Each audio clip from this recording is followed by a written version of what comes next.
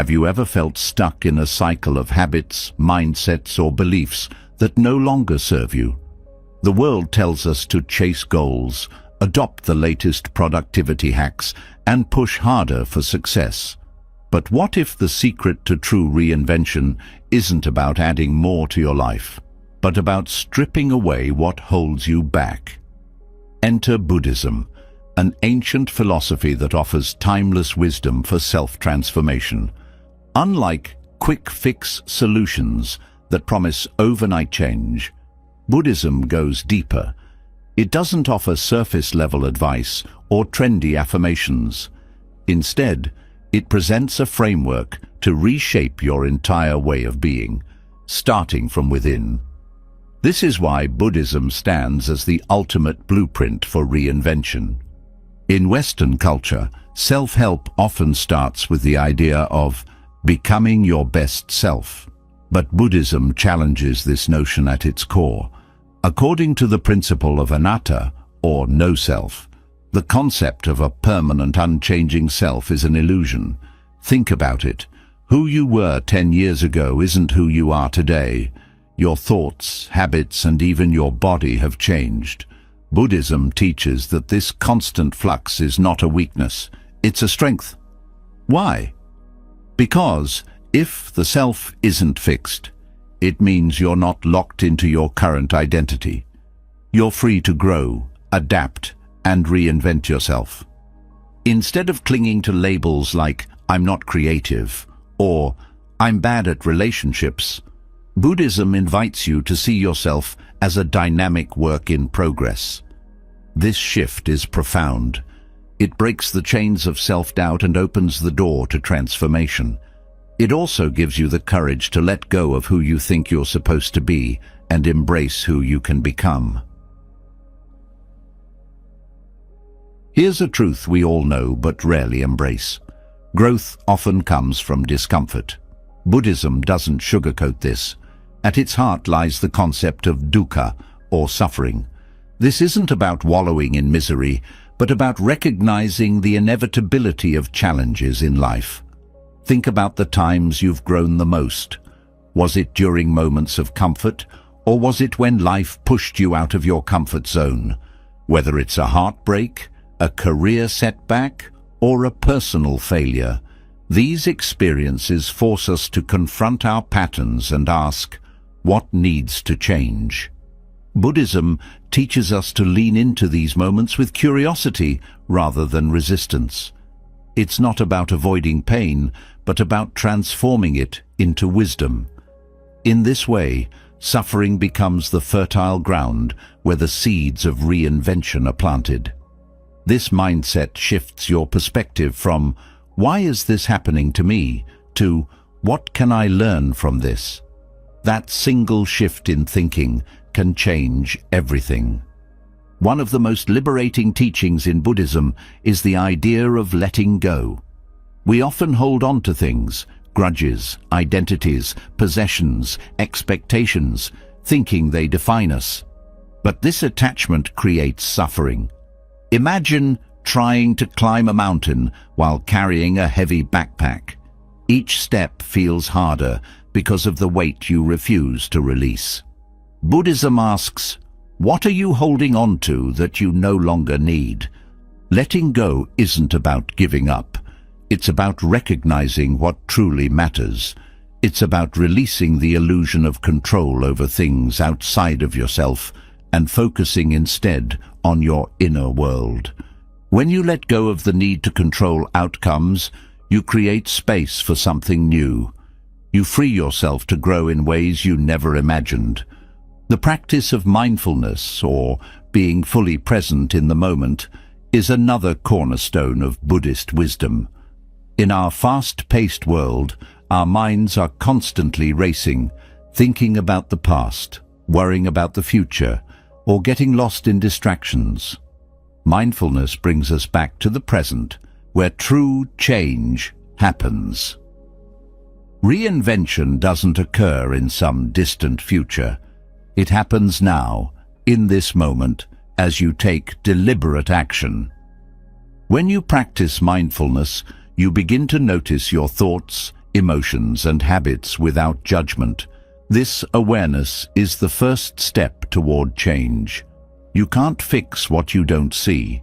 By observing yourself with compassion, you start to understand why you act the way you do, and that understanding empowers you to choose differently. Compassion is another transformative aspect of Buddhism that fuels self-reinvention. Often, when we try to change, we approach ourselves with harsh criticism. We focus on our flaws and beat ourselves up for not being good enough. But Buddhism teaches us to be gentle with ourselves. Just as a gardener nurtures a plant, we must nurture our own growth. Self-compassion isn't about excusing mistakes. It's about recognizing that growth is a process, and every step, even the missteps, brings us closer to who we want to become. As you walk the path of reinvention, you'll inevitably face resistance, both from within and from the world around you. Buddhism equips you with the tools to navigate this resistance. It teaches resilience through acceptance. Instead of fighting against what is, you learn to flow with it. This doesn't mean passivity.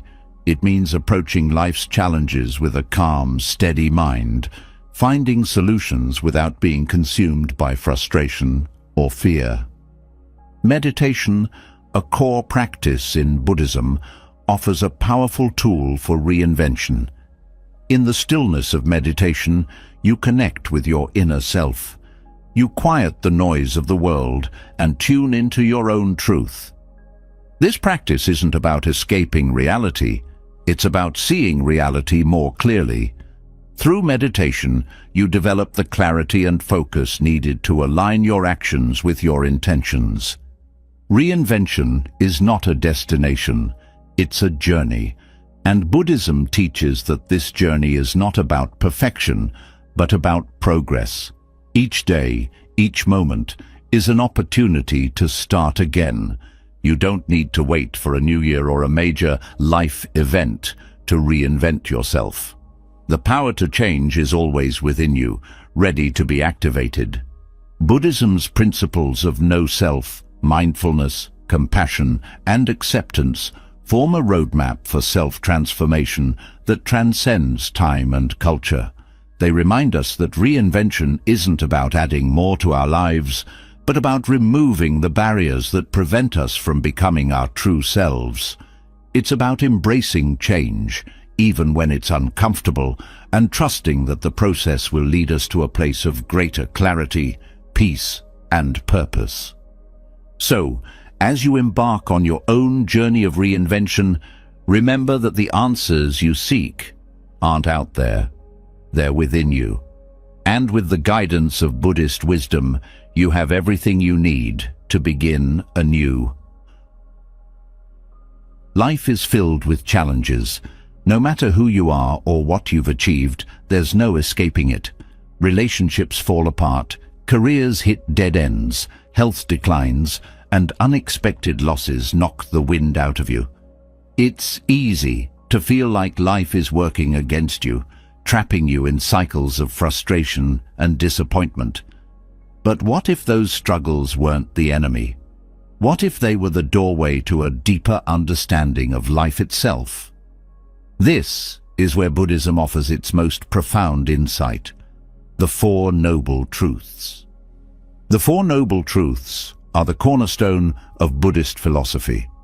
They're not just teachings, they're a mirror held up to life, reflecting its raw reality. They don't sugarcoat the human experience, nor do they promise a fantasy world free of hardship. Instead, they give you the tools to navigate life's struggles with clarity, purpose, and ultimately, freedom. The first noble truth is simple but powerful. Life involves suffering, dukkha. This suffering isn't just about pain or hardship. It's about the subtle dissatisfaction that lingers even in good times. Think about it. You achieve a big goal, but soon after, you're chasing the next one. You buy something new and exciting, but the thrill fades quickly. You love someone deeply, but the fear of loss always lingers in the background. Buddhism points out that this dissatisfaction is woven into the fabric of existence. It's not a sign that something is wrong with you. It's simply the nature of life. At first glance, this truth might seem bleak. Who wants to hear that life is inherently unsatisfying? But acknowledging this truth isn't about despair. It's about awareness. Imagine trying to solve a problem without understanding what's causing it. The first noble truth is the foundation of self-awareness. It's the starting point for transformation. The second noble truth goes deeper. Suffering has a cause. Buddhism teaches that the root of our struggles is craving or attachment. We cling to things, people, possessions, status, comfort, believing they'll bring lasting happiness. But life is impermanent. Everything we hold on to eventually changes, fades, or slips away. When we resist this reality, we create suffering. Think about a time you felt deeply disappointed. Maybe it was when a relationship ended, or you lost a job you loved. The pain wasn't just from the loss itself, it was from your attachment to how things were supposed to be. Buddhism doesn't say you shouldn't care or feel emotion. It simply points out that clinging to an unchanging ideal is what amplifies your suffering. The third noble truth offers hope. Suffering can end. This is where Buddhism sets itself apart from other philosophies that dwell on the hardships of life.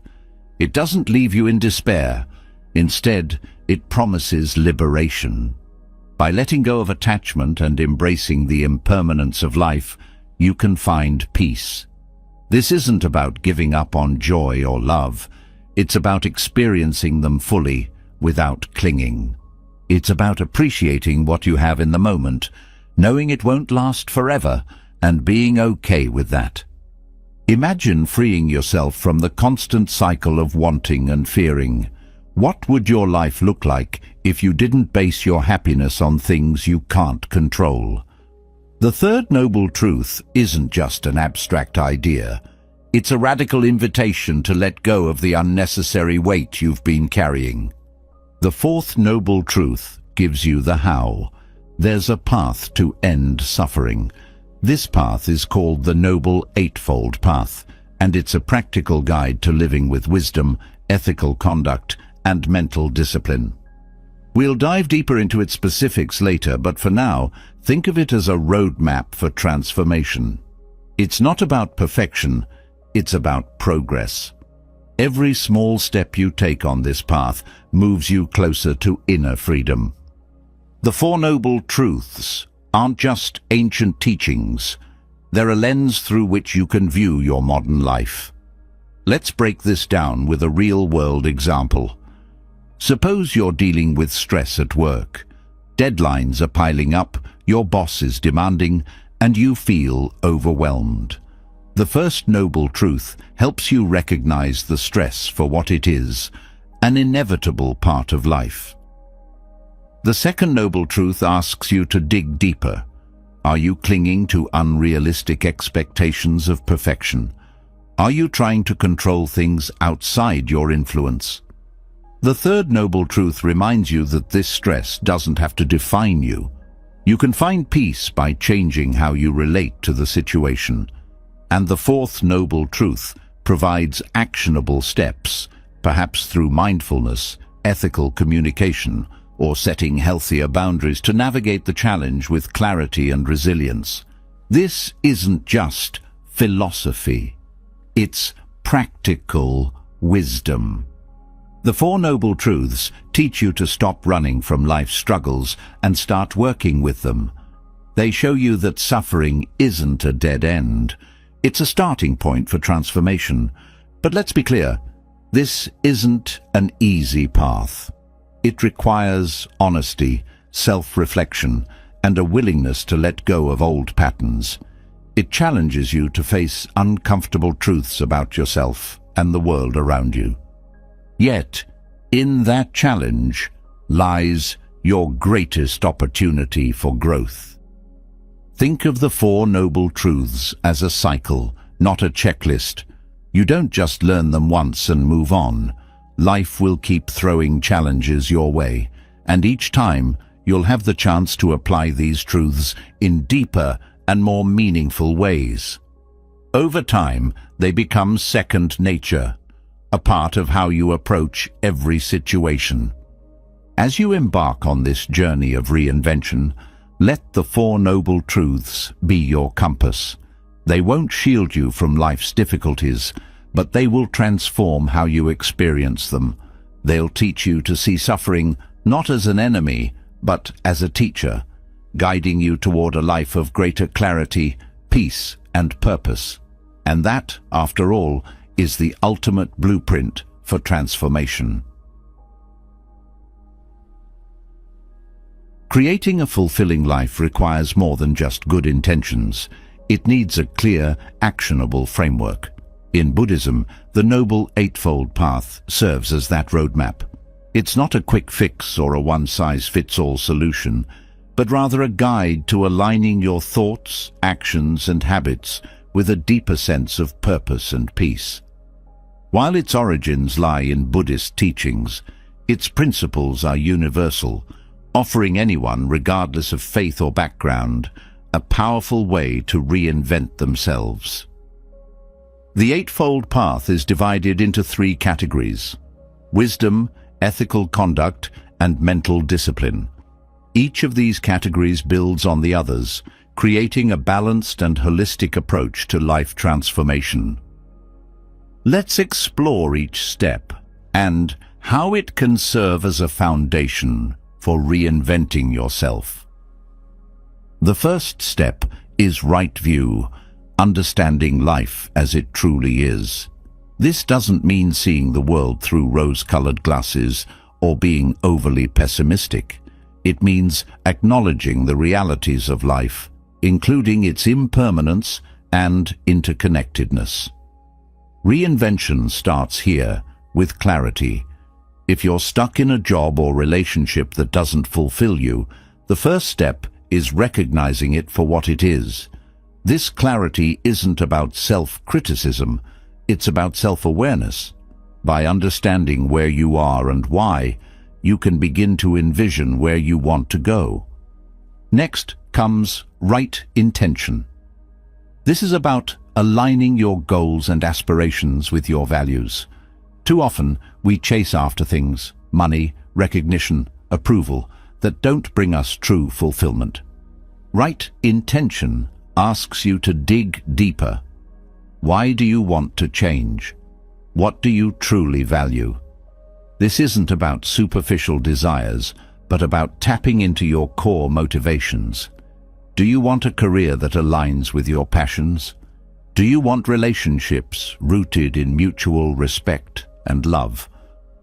Right intention helps you set a course toward the life you truly want. Once your mindset is clear, the path shifts to ethical conduct.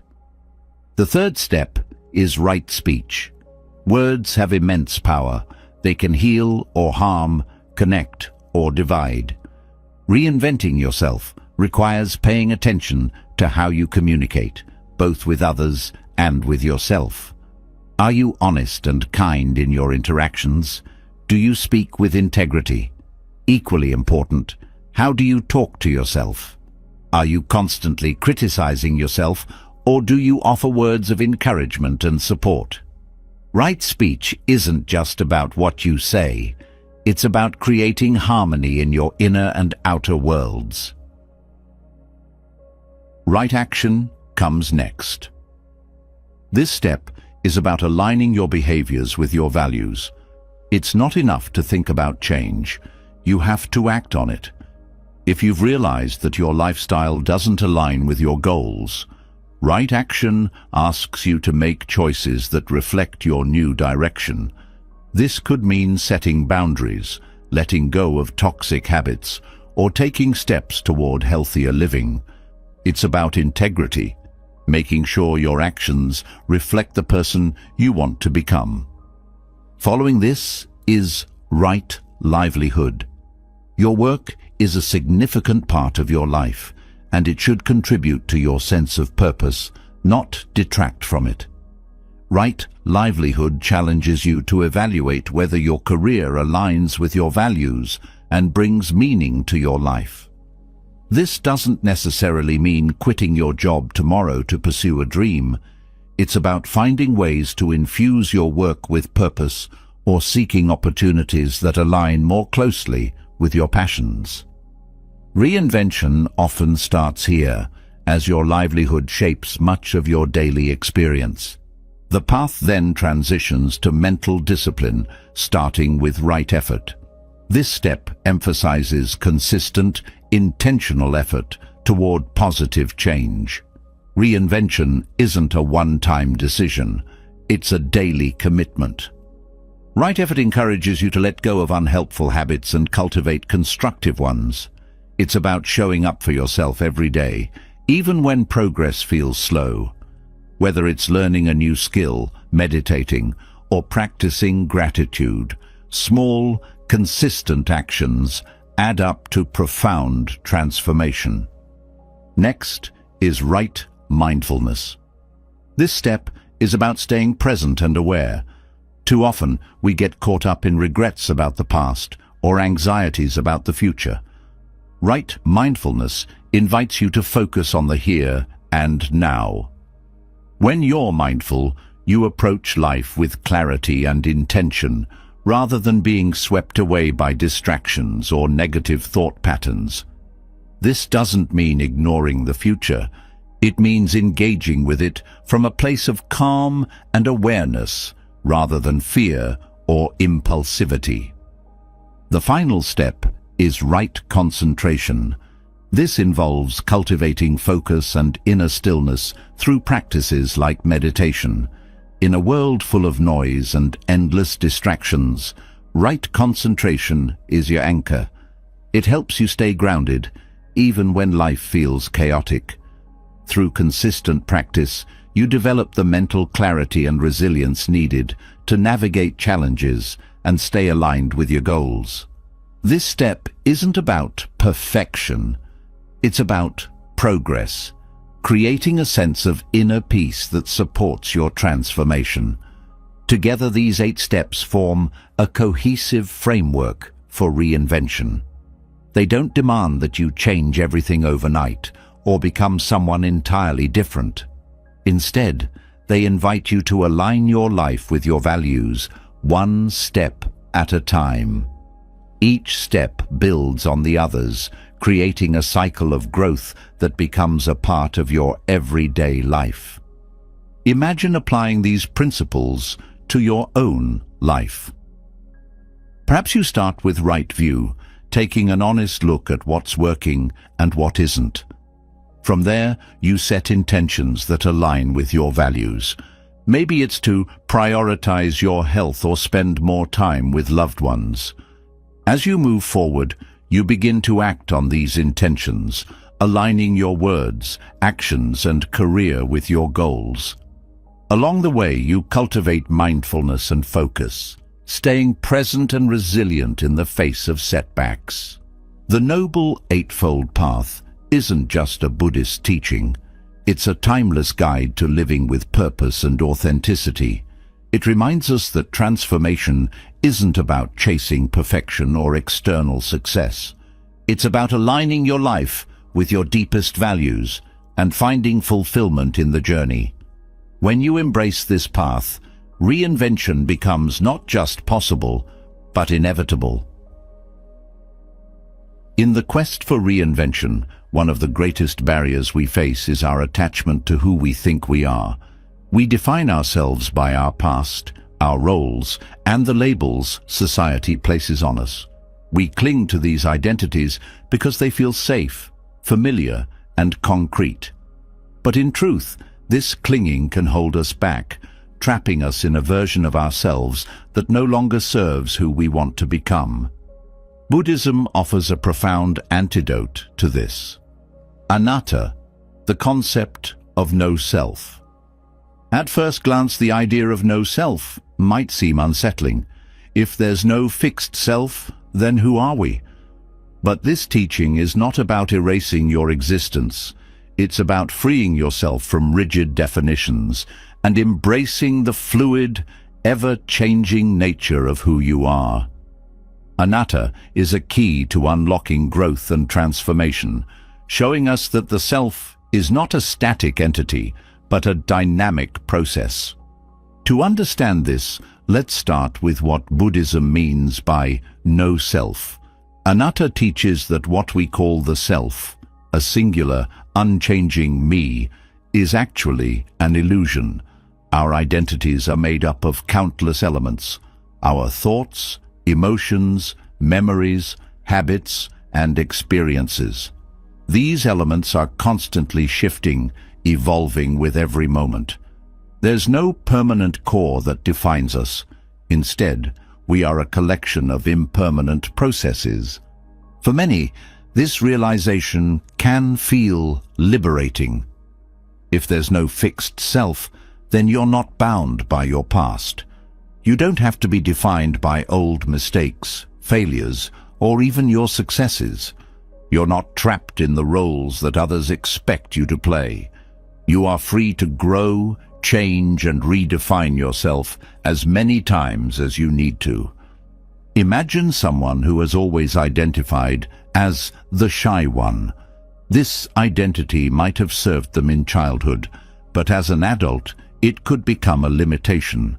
They might avoid opportunities to speak up or connect with others, believing that shy is just who they are. Anatta invites them to question this. Are they truly shy, or is this just a story they've told themselves? By letting go of that label, they can explore new ways of being, ways that align more closely with the person they want to become. Letting go of your old identity doesn't mean denying your past or pretending it never happened.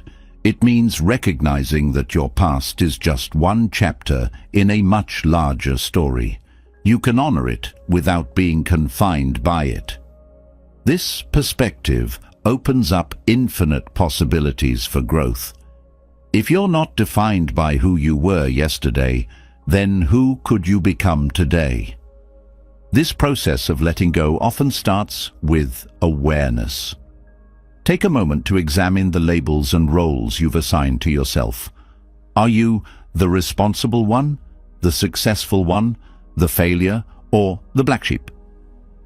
Notice how these identities shape your behavior and decisions. Do they feel empowering, or do they box you in?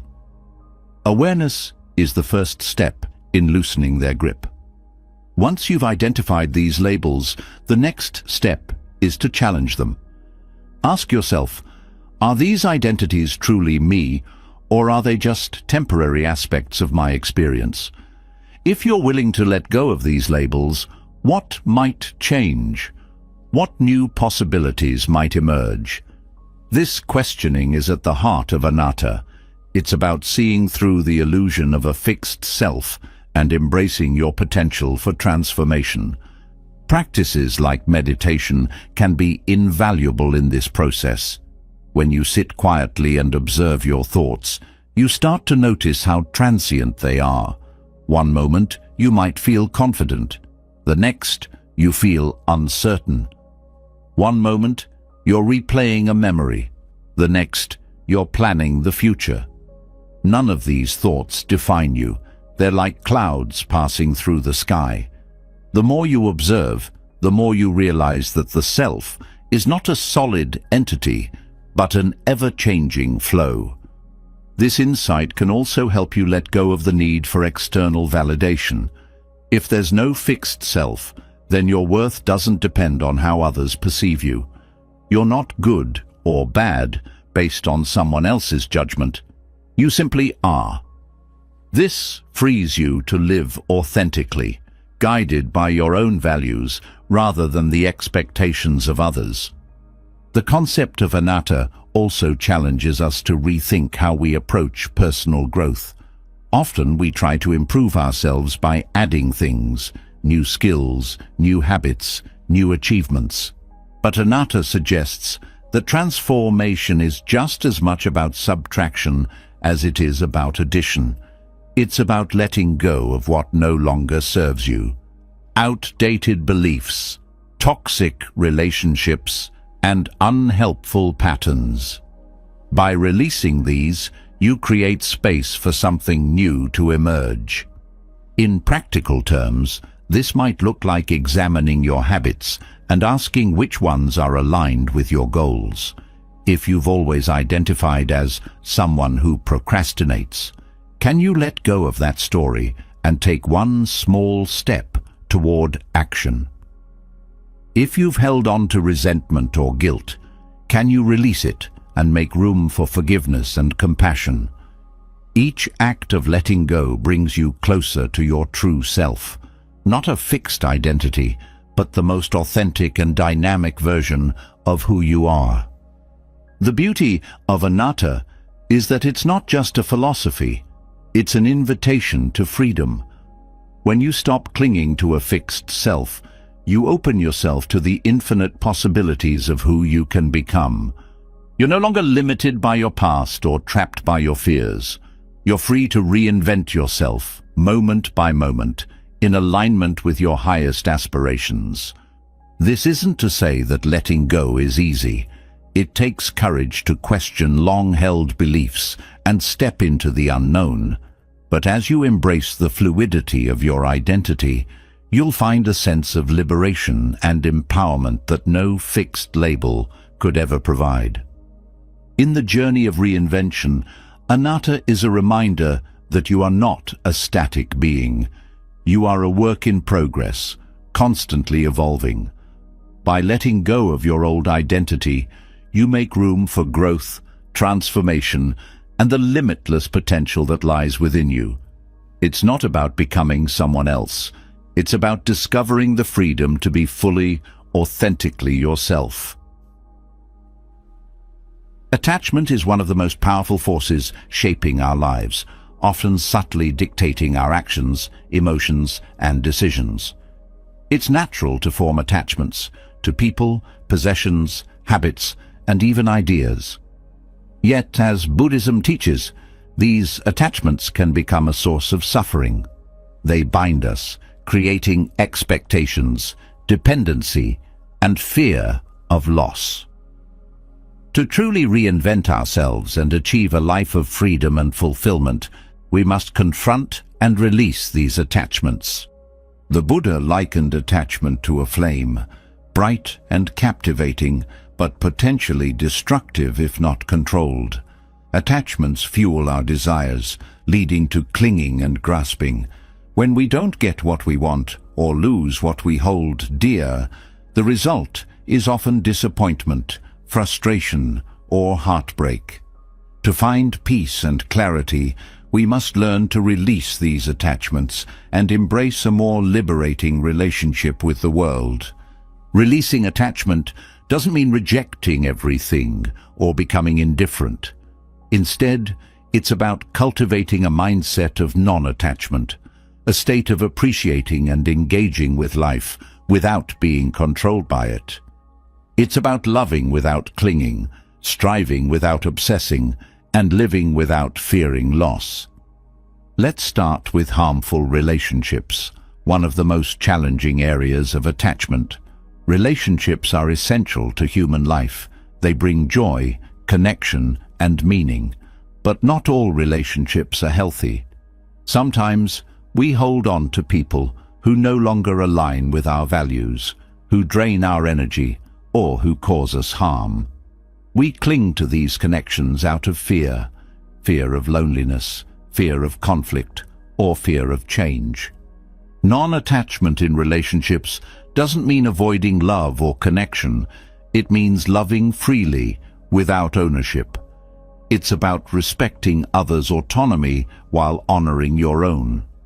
Ask yourself, are you holding on to relationships out of genuine care or because you're afraid of letting go? Releasing harmful relationships create space for healthier, more authentic connections to flourish. Now consider possessions, the things we accumulate and often tie our identity to.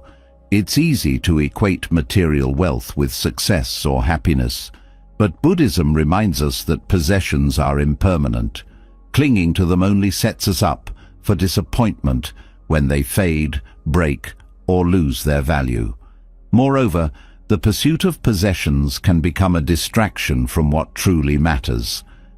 Adopting a mindset of non-attachment to possessions doesn't mean living in poverty or giving up everything you own. It's about examining your relationship with material things. Do you own your possessions, or do they own you? By letting go of the need to constantly acquire more or the fear of losing what you have, you free yourself to focus on experiences, relationships, and personal growth. Then there are desires, the subtle but pervasive drivers of attachment.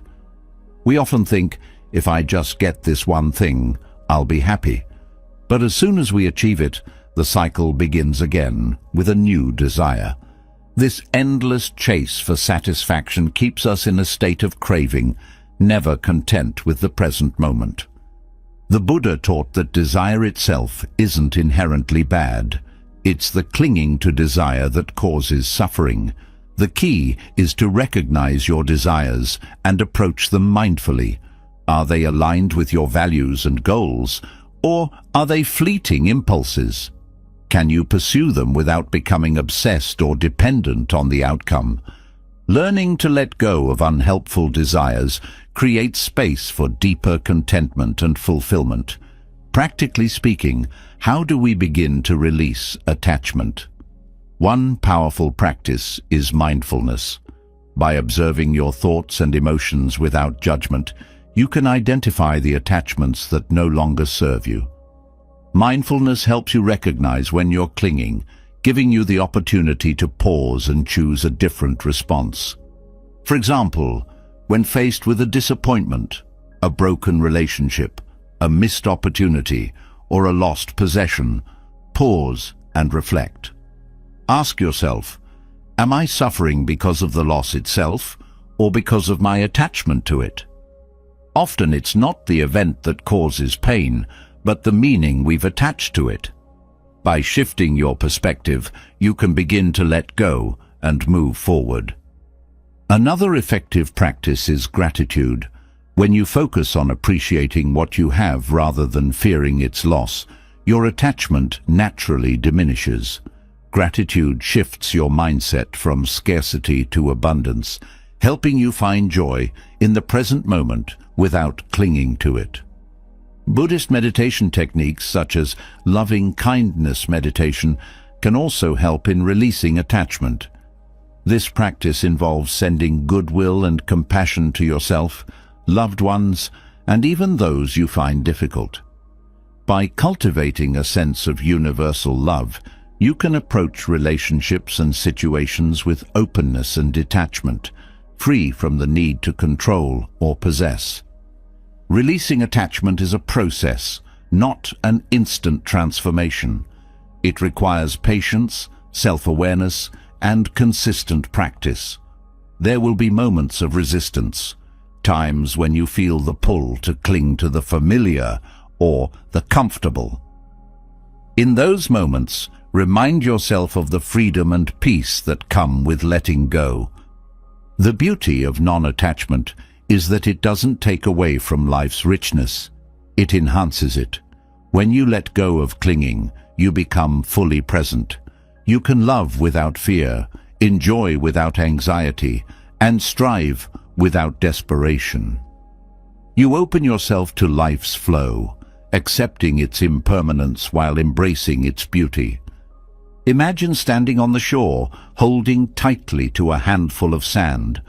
The harder you grip, the more it slips through your fingers. But if you hold it lightly, with an open hand, it stays with you.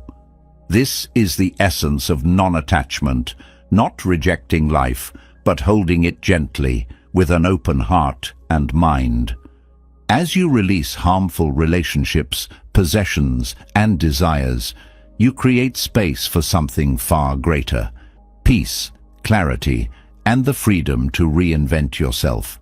You step into a life where your happiness is no longer tied to external circumstances, but rooted in the unshakable foundation of inner wisdom and contentment.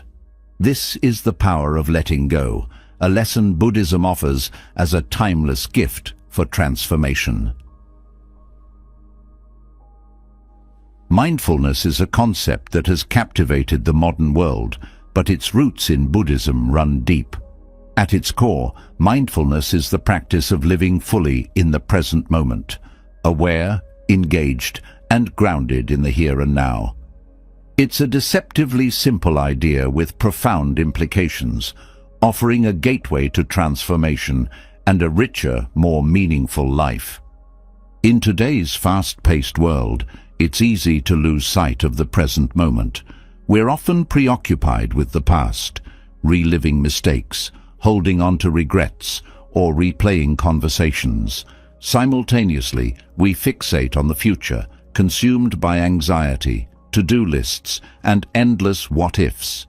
This dual focus on what was and what might be robs us of the only moment we truly have, the present. Mindfulness is the antidote, calling us back to the here and now with a sense of clarity and calm. At its heart, mindfulness is about awareness without judgment. It's not about forcing your mind to be quiet or avoiding distractions, but about observing your thoughts, emotions, and sensations as they arise, without clinging to them or pushing them away. This practice creates a space between you and your experiences, allowing you to respond thoughtfully rather than react impulsively. Imagine waking up in the morning and taking a few moments to focus on your breath, the coolness of the air as it enters your nose, the gentle rise and fall of your chest. For those few seconds, you're fully present, not thinking about yesterday's mistakes or today's challenges. This is mindfulness in action, a pause, a return to yourself, a moment of peace in a busy world. But mindfulness is not limited to meditation. It's a way of living that can be integrated into every aspect of your day. Take, for example, something as mundane as eating. How often do we rush through meals, distracted by our phones or overwhelmed by thoughts of our next task? Practicing mindful eating means truly engaging with the experience, savoring each bite, noticing the textures, flavors, and aromas. It transforms eating from a routine chore into a moment of gratitude and connection. Mindfulness can also transform our relationships. How often do we find ourselves half listening in conversations, nodding absent-mindedly while our minds drift elsewhere? By practicing mindful listening, we give our full attention to the other person, truly hearing and understanding their words. This fosters deeper connections and a greater sense of empathy, both of which are essential for meaningful relationships. Incorporating mindfulness into your daily life begins with small, intentional practices. Start with your breath. The breath is a natural anchor. It's always with you, a constant rhythm that you can return to when life feels chaotic. Taking a few mindful breaths can help you recenter during moments of stress or overwhelm. Another powerful practice is the body scan meditation, where you bring awareness to different parts of your body, noticing sensations without judgment. This can be done in the morning to set a grounded tone for the day, or at night to release tension and prepare for restful sleep. The body scan fosters a sense of connection between mind and body, reminding you to tune into the physical experiences often overlooked in the rush of daily life. Mindfulness also invites us to approach challenges differently. When faced with stress, fear, or anger, our default reaction is often resistance or avoidance. Mindfulness encourages us to lean into these emotions, observing them without being consumed by them. For example, if you're feeling overwhelmed by a tight deadline rather than spiraling into anxiety, pause. Notice the sensation of tightness in your chest or the rapid pace of your thoughts. Acknowledge these feelings without judgment and take a moment to breathe.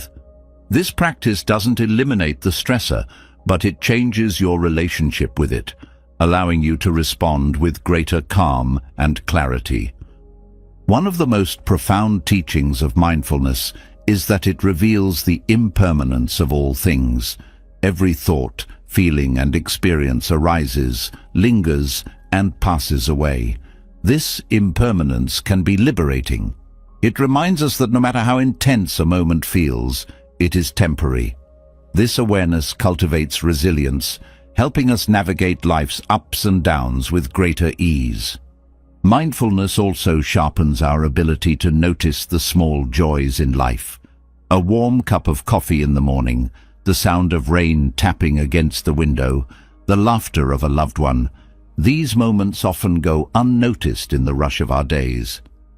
But when we practice mindfulness, we become attuned to these small yet profound experiences, enriching our lives with a sense of wonder and gratitude.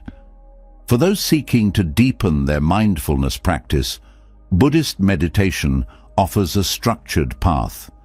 Vipassana, or insight meditation, focuses on cultivating awareness and understanding of the nature of existence. Metta, or loving kindness meditation, fosters compassion for oneself and others.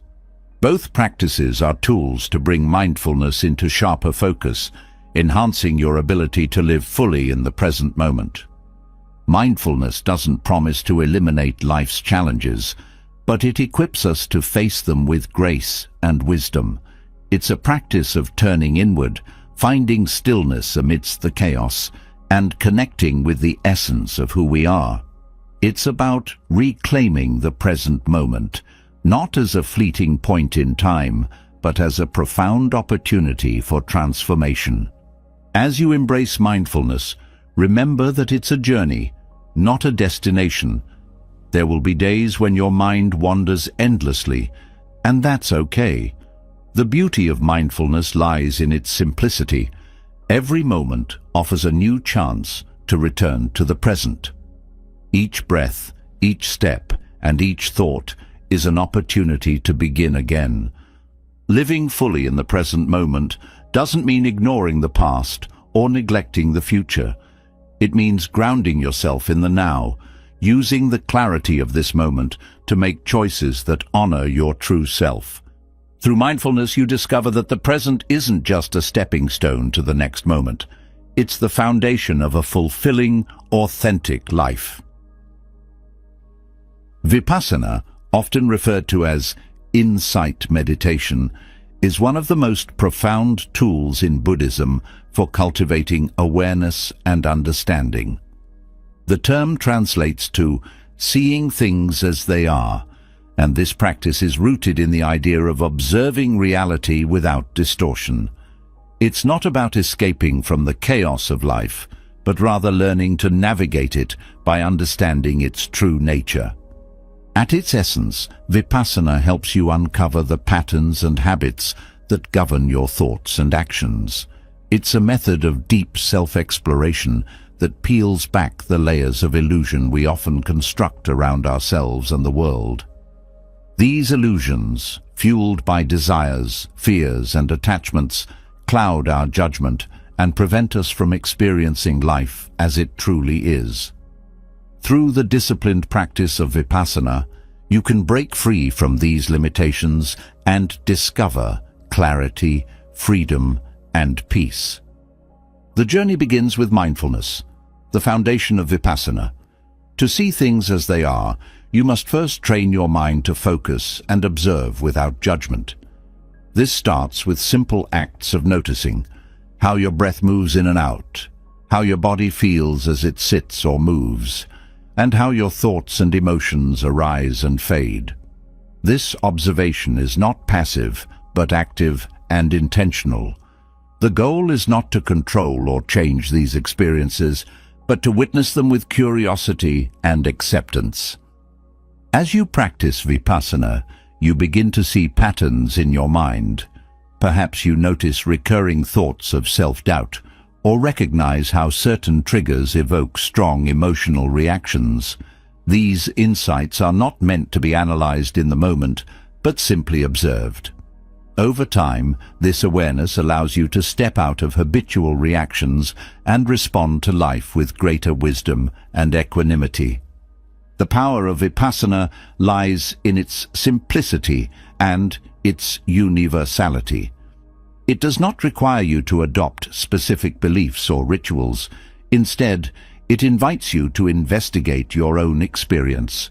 The practice illuminates the impermanence of all things, the fleeting nature of emotions, thoughts, and sensations. This realization can be both humbling and liberating. When you see that everything is in constant flux, you begin to let go of clinging to what you want or resisting what you dislike. You learn to flow with life rather than fight against it. In this state of heightened awareness, you also start to recognize the interconnectedness of all things. You see how your actions ripple outward, affecting others and the world around you. This insight fosters a sense of compassion and responsibility. Vipassana teaches you that understanding yourself is inseparable from understanding the world. The clearer you become about your own mind, the more you can navigate relationships, challenges, and opportunities with grace. Vipassana is not a quick fix or a one-time revelation. It is a lifelong practice of refining your awareness and peeling back the layers of illusion. Some days, the mind will feel restless and chaotic. Other days, it will feel calm and clear. Both are part of the journey. The key is consistency and patience. With time, the practice becomes less about structured meditation sessions and more about how you live each moment. You carry the principles of vipassana into your daily life, using them to approach situations with clarity and presence. Through this practice, you begin to experience life in its raw, unfiltered beauty. You notice the small miracles, a breeze against your skin, the laughter of a child, the stillness of a quiet morning. These moments, which often go unnoticed, become profound reminders of the richness of existence. At the same time, you learn to face difficulties with courage and acceptance, understanding that they too are part of the ever-changing tapestry of life. Vipassana offers a path to liberation, not from life's challenges, but from the suffering caused by misunderstanding and attachment. It empowers you to break free from cycles of reactivity and to live with greater purpose, compassion, and peace. As you continue this journey, you not only transform your relationship with yourself, but also contribute to a more mindful and harmonious world. Loving kindness, or metta in Pali, is a transformative practice in Buddhism that cultivates compassion, warmth, and goodwill toward yourself and others.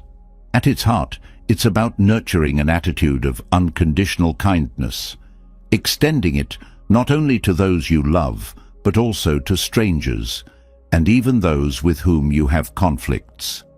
In a world often driven by competition, resentment, and judgment, loving kindness offers a powerful tool to bridge divides, heal relationships, and foster inner growth. The journey of loving kindness begins with yourself. While it may sound simple, extending genuine compassion toward yourself can be one of the hardest steps. Many people carry self-critical thoughts, guilt, or feelings of inadequacy, which act as barriers to self-compassion. To practice metta, start by acknowledging your inherent worth and humanity. Repeat affirmations of goodwill, such as, "May I be happy, may I be healthy, may I be safe, may I live with ease." These words, repeated with intention and sincerity, begin to dissolve the harsh narratives you might hold about yourself. Once this foundation of self-kindness is established, the practice expands outward.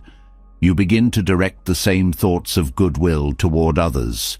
Start with someone you love, someone who naturally inspires feelings of warmth and affection. Picture them in your mind and silently offer them the same affirmations. May you be happy. May you be healthy. May you be safe. May you live with ease. As you focus on these sentiments, notice how your heart softens and your sense of connection deepens. The real power of metta practice emerges when you extend it to those with whom you feel neutral or even negative emotions. Directing loving kindness toward acquaintances or strangers challenges you to recognize their shared humanity, even if you don't know them well. Then comes the most transformative step, offering compassion to someone you dislike or with whom you've had conflict. This doesn't mean excusing harmful behavior, but rather acknowledging their struggles, fears, and humanity.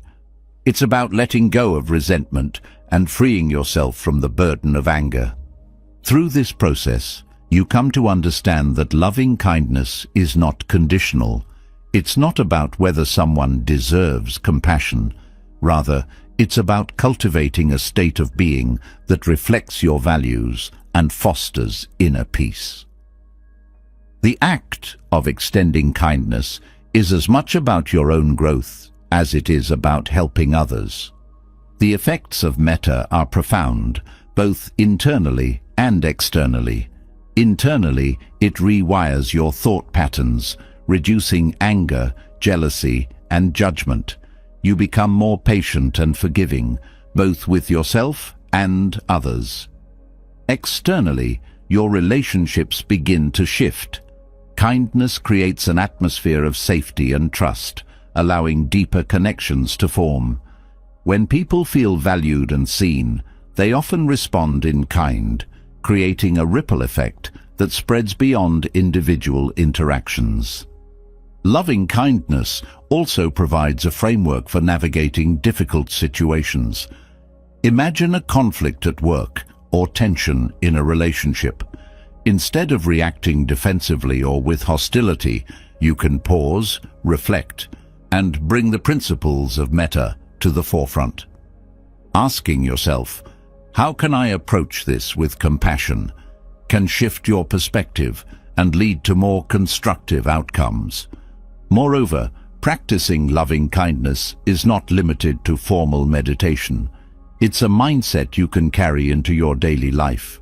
A smile to a passerby, a kind word to a colleague, or a gesture of generosity to a stranger all embody the spirit of metta. Each small act reinforces the habit of compassion, making it a natural part of who you are.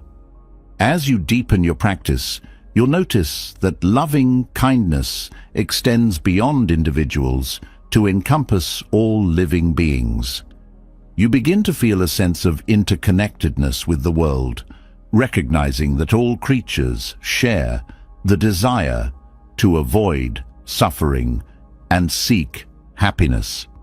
This awareness can inspire actions that align with these values, such as advocating for social justice, protecting the environment, or supporting community well-being. Loving kindness also plays a critical role in self-transformation. When you release the grip of resentment, envy, or self-criticism, you create space for growth and healing. You stop being held back by old grudges or negative self-perceptions, and instead, you cultivate a sense of lightness and freedom. This shift doesn't just benefit your relationships, it changes how you see the world and your place in it. In many ways, metta is a practice of courage. It asks you to confront the parts of yourself that resist kindness, the ego, the fears, the grudges, and to choose love anyway.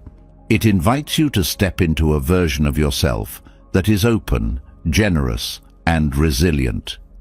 This courage transforms not only how you relate to others, but also how you view your own potential for growth and happiness.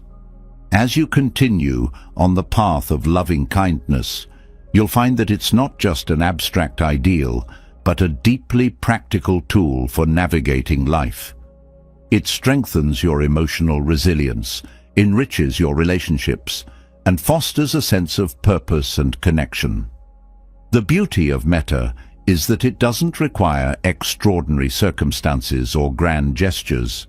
It begins with simple, intentional acts of kindness that ripple outward in ways you may never fully see, but will undoubtedly feel.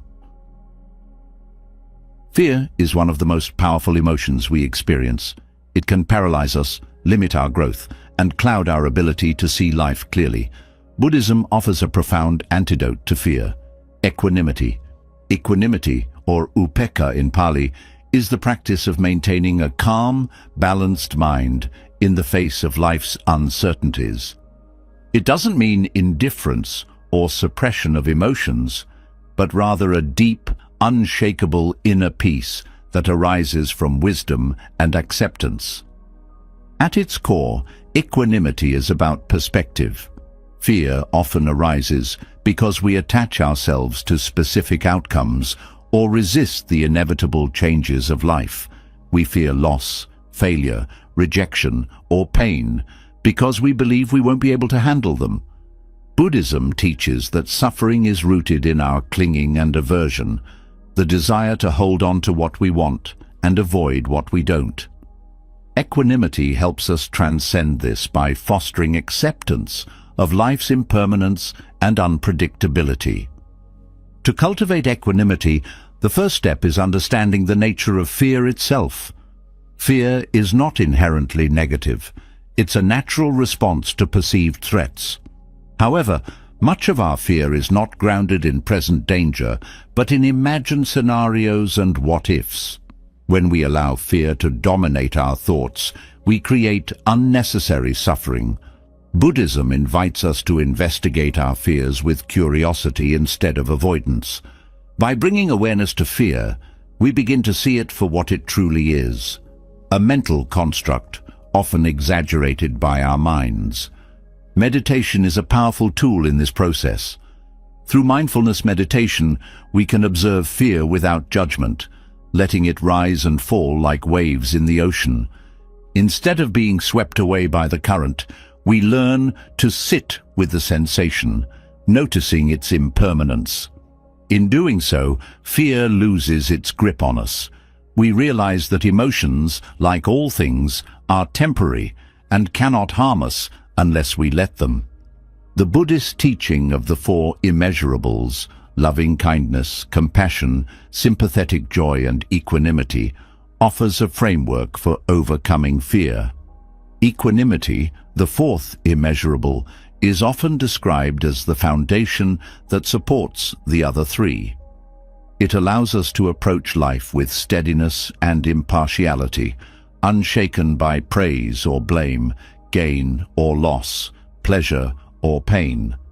This balance doesn't mean we become emotionless, but rather that we develop the strength to remain centered, no matter what arises.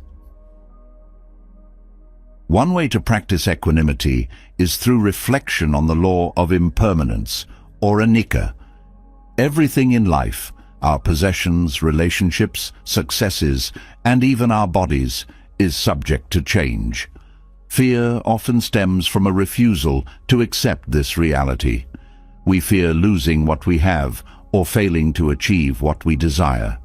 By embracing impermanence, we let go of the illusion of control and learn to flow with life's changes rather than resist them. Another practice is detachment, not in the sense of withdrawal, but in releasing the tight grip of attachment. When we hold on to things, whether material possessions, identities, or outcomes, we create fertile ground for fear. What if we lose them? What if things don't go as planned? Detachment allows us to appreciate life without clinging, knowing that our inner peace does not depend on external circumstances. Equanimity also teaches us to trust in our ability to face whatever comes our way. Fear often convinces us that we're incapable of handling adversity, but this is rarely true. Buddhist teachings remind us that we possess inner resources, courage, resilience, and wisdom that enable us to navigate life's challenges. By cultivating equanimity, we strengthen our confidence in these qualities, making fear less daunting. Practical application of equanimity extends beyond meditation and reflection. It's about how we respond to everyday situations. Imagine receiving bad news, such as a setback at work or a conflict in a relationship. The initial reaction might be fear, frustration, or anger. Equanimity invites you to pause, take a deep breath, and observe your reaction without being consumed by it. You might ask yourself, is this fear based on reality or assumptions? Can I control this situation, or must I simply accept it? This moment of mindfulness creates space for a measured, thoughtful response rather than a reactive one. Equanimity also plays a vital role in how we relate to others. Fear often arises in relationships, fear of rejection, judgment, or loss. By practicing equanimity, we cultivate an open heart that remains steady regardless of how others behave. This doesn't mean we tolerate harmful behavior, but we approach interactions with compassion and clarity rather than fear and defensiveness. Over time, this strengthens our relationships and reduces the anxiety that often accompanies them. The journey to equanimity is not about eliminating fear entirely. That's neither realistic nor necessary. Instead, it's about changing our relationship with fear. By cultivating equanimity, we create a mental and emotional space that allows fear to exist without overpowering us. We learn to see fear as a teacher rather than an enemy, guiding us toward greater self-awareness and inner peace. As equanimity takes root in your life, you'll notice profound changes. Situations that once triggered anxiety or panic now feel more manageable. You respond to challenges with calmness and clarity rather than impulsiveness. Relationships become more harmonious as you let go of fear-driven behaviors. And most importantly, you discover a deep reservoir of peace within yourself that no external circumstance can shake. Equanimity doesn't promise a life free from uncertainty or hardship. What it offers is the strength to face whatever comes with grace and resilience. In a world that often feels chaotic and unpredictable, this inner steadiness is a priceless gift. It's not about controlling the waves, but learning to surf them with confidence and ease. Through the practice of equanimity, you transform fear from a barrier into a bridge, leading you to greater freedom, balance, and joy. Suffering is an inevitable part of life. It's woven into the human experience, manifesting in countless forms: loss, heartbreak, failure, uncertainty. But in Buddhism, suffering is not something to be merely endured or avoided. It is a profound opportunity for transformation. Through the lens of Buddhist teachings, suffering becomes a catalyst for growth, a stepping stone to greater strength and self-awareness. At the heart of this perspective lies the first of the Four Noble Truths, the truth of dukkha, or suffering. Buddhism acknowledges that life is marked by dissatisfaction, pain, and impermanence. While this may seem pessimistic at first glance, it's actually a deeply compassionate recognition of reality. By confronting suffering head-on, we open the door to liberation. The transformative power of suffering begins with understanding its roots. Buddhism teaches that suffering arises from tanha, or craving, our insatiable desire for things to be different than they are. We crave pleasure, permanence, and control, and when reality falls short of these expectations, we suffer. This understanding empowers us to shift our focus inward. Instead of trying to control external circumstances, we can work on changing our relationship with suffering itself. One of the most profound Buddhist teachings on transforming suffering comes from the concept of kintsugi, the Japanese art of repairing broken pottery with gold. While not explicitly Buddhist, this philosophy echoes Buddhist principles of embracing imperfection and finding beauty in the broken. Just as a shattered bowl becomes more beautiful through its golden scars, we too can emerge stronger and more resilient from our suffering. The first step in this transformation is acceptance. Often, our instinct is to resist suffering, to push it away or numb it with distractions. But resistance only amplifies our pain. Buddhism invites us to lean into our suffering, to sit with it and acknowledge it without judgment. This is not a passive resignation, but an active process of allowing ourselves to fully experience our emotions. In doing so, we begin to see that suffering, like all things, is impermanent. It ebbs and flows, and its intensity diminishes when we stop fighting it. Meditation is a powerful tool for cultivating this acceptance. Mindfulness meditation, in particular, teaches us to observe our thoughts and feelings without attachment.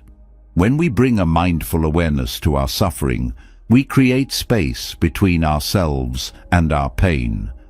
This space allows us to respond with compassion and curiosity rather than reactivity. We can ask, what is this suffering trying to teach me? How can I grow from this experience? One of Buddhism's greatest insights is that suffering can lead to wisdom. Just as fire refines gold, challenges refine our character and reveal our inner strength. When we face adversity, we are forced to confront our limitations and question our assumptions. This process of self-inquiry often leads to profound personal growth. We learn resilience, patience, and the ability to find peace even in difficult circumstances. Consider the story of the Buddha himself. Before attaining enlightenment, Siddhartha Gautama encountered immense suffering. He left his life of luxury to seek the truth about existence, enduring years of physical and mental hardship. It was through these trials that he gained the insights that would form the foundation of Buddhism. His journey illustrates that suffering, when approached with the right mindset, can be a powerful teacher. Another key aspect of transforming suffering is cultivating compassion for ourselves and for others. When we suffer, it's easy to feel isolated, as though we are the only ones experiencing pain. But Buddhism reminds us that suffering is universal. By recognizing this shared humanity, we can turn our pain into a source of connection and empathy. This shift not only alleviates our own suffering, but also inspires us to support others in their struggles. The practice of metta, or loving-kindness meditation, can help us develop this compassion. In this meditation, we silently repeat phrases of goodwill, first for ourselves and then for others, including those who have caused us pain.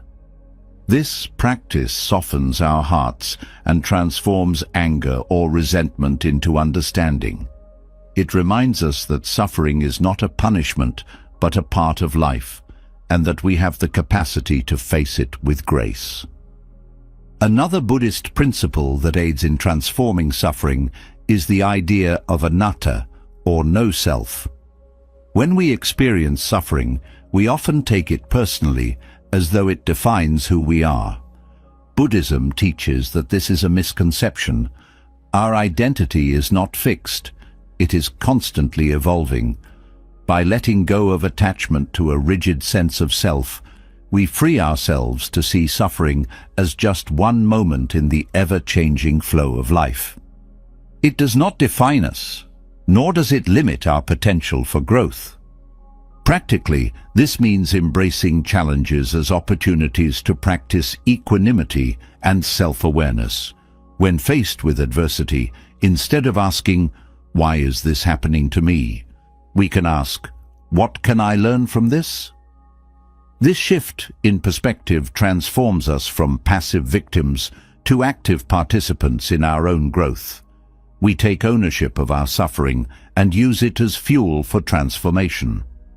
Finally, gratitude plays a crucial role in this process. It may seem counterintuitive to be grateful for suffering, but Buddhism teaches that gratitude is a powerful antidote to negativity. By focusing on what we can learn and how we can grow, we reframe our pain as a gift rather than a burden. This doesn't mean ignoring the difficulty of our experiences, but recognizing that even the most challenging moments have value. Transforming suffering into strength is not a quick or easy process. It requires patience, self-compassion, and a willingness to face discomfort. But the rewards are profound. When we learn to embrace suffering as a teacher, we unlock a wellspring of resilience and wisdom within ourselves. We discover that our capacity for growth is limitless and that even the darkest moments can lead to light. In the end, suffering is not an obstacle, but a gateway. It invites us to step beyond our comfort zones, to confront our fears, and to deepen our understanding of ourselves and the world. Through the teachings of Buddhism, we find the tools to navigate this journey with courage and grace, emerging not only stronger, but also more compassionate and connected to the essence of life itself. In the journey of self-reinvention, finding balance is one of the most critical lessons. Buddhism offers a timeless guide to this pursuit in the form of the middle way, a principle that advocates avoiding extremes and seeking harmony in all aspects of life. At its core, the middle way is about embracing moderation and rejecting the polarities of indulgence and deprivation. It is a philosophy of balance that applies not only to spiritual practice, but to every decision and action in daily life. The origins of the middle way trace back to the Buddha's own life story. Before his enlightenment, Siddhartha Gautama experienced both extremes of human existence. Born a prince, he indulged in every luxury imaginable, shielded from the suffering of the world. Later, in his quest for truth, he renounced all worldly pleasures and practiced severe asceticism, pushing his body to the brink of death. Yet neither path brought him peace or understanding. It was only when he abandoned both extremes and embraced a balanced approach that he attained enlightenment. This revelation forms the foundation of Buddhist practice. The middle way teaches that extremes, whether in thought, behavior, or lifestyle, lead to imbalance and suffering. When we swing too far toward indulgence, we become enslaved by our desires, chasing fleeting pleasures that never truly satisfy. On the other hand, excessive self-denial can leave us disconnected, depleted, and unable to thrive. Balance, therefore, is the key to navigating life with clarity and purpose. Applying the middle way begins with self-awareness. Many of us unconsciously gravitate toward extremes, whether it's overworking ourselves in pursuit of success or overindulging in comfort to escape stress. To find balance, we must first recognize where these tendencies manifest in our lives. Are we pushing ourselves too hard, ignoring our physical or emotional needs? Or are we avoiding challenges, retreating into habits that offer temporary relief but little long-term growth? Once we identify these patterns, the middle way invites us to recalibrate. It's not about achieving a perfect equilibrium in every moment, but rather striving for harmony over time. For example, if you've been neglecting self-care due to a demanding schedule, balance might mean carving out time for rest and reflection. Conversely, if you've been avoiding responsibility, it might mean stepping up to face challenges with renewed commitment. The middle way is dynamic. It adapts to your circumstances, guiding you toward choices that foster well-being and alignment with your values. In practical terms, the middle way can transform how we approach daily decisions. Consider your relationship with work. Many people oscillate between burnout and procrastination, either pushing themselves too hard or avoiding tasks altogether. The middle way suggests finding a sustainable rhythm, setting boundaries to prevent exhaustion while cultivating the discipline to stay productive. This balanced approach not only enhances efficiency, but also nurtures a healthier relationship with your ambitions. The middle way also applies to our relationships. In our interactions with others, we often veer toward extremes, being overly accommodating or excessively rigid. Balance means setting healthy boundaries while remaining compassionate and open. It's about giving and receiving in equal measure, fostering connections that are mutually fulfilling rather than one-sided. One of the most profound applications of the middle way is in how we treat ourselves. Many people oscillate between self-criticism and self-indulgence, either judging themselves harshly or avoiding accountability altogether. The middle way encourages self-compassion balanced with self-discipline. It's about acknowledging your imperfections without letting them define you, and striving for growth without resorting to punishment. This balanced perspective fosters a healthier sense of self-worth and resilience. The principle of the middle way extends beyond individual behavior to our worldview. It encourages us to reject dogmatic thinking and embrace nuance. In a world often polarized by ideology, the middle way reminds us that truth is rarely found in extremes. By remaining open-minded and seeking common ground, we can navigate complex issues with wisdom and empathy. A key aspect of the middle way is its focus on impermanence. Buddhism teaches that all things are transient, and clinging to extremes only exacerbates our suffering. Balance involves embracing this impermanence, letting go of rigid expectations, and flowing with the natural rhythms of life. This perspective frees us from the pressure to control every outcome, allowing us to adapt with grace and resilience. To cultivate the middle way, mindfulness is essential. When we practice mindfulness, we become more attuned to our thoughts, emotions, and actions, allowing us to recognize when we're veering toward extremes. Through meditation and reflection, we develop the clarity to make intentional choices that align with balance and harmony. Another valuable practice is gratitude.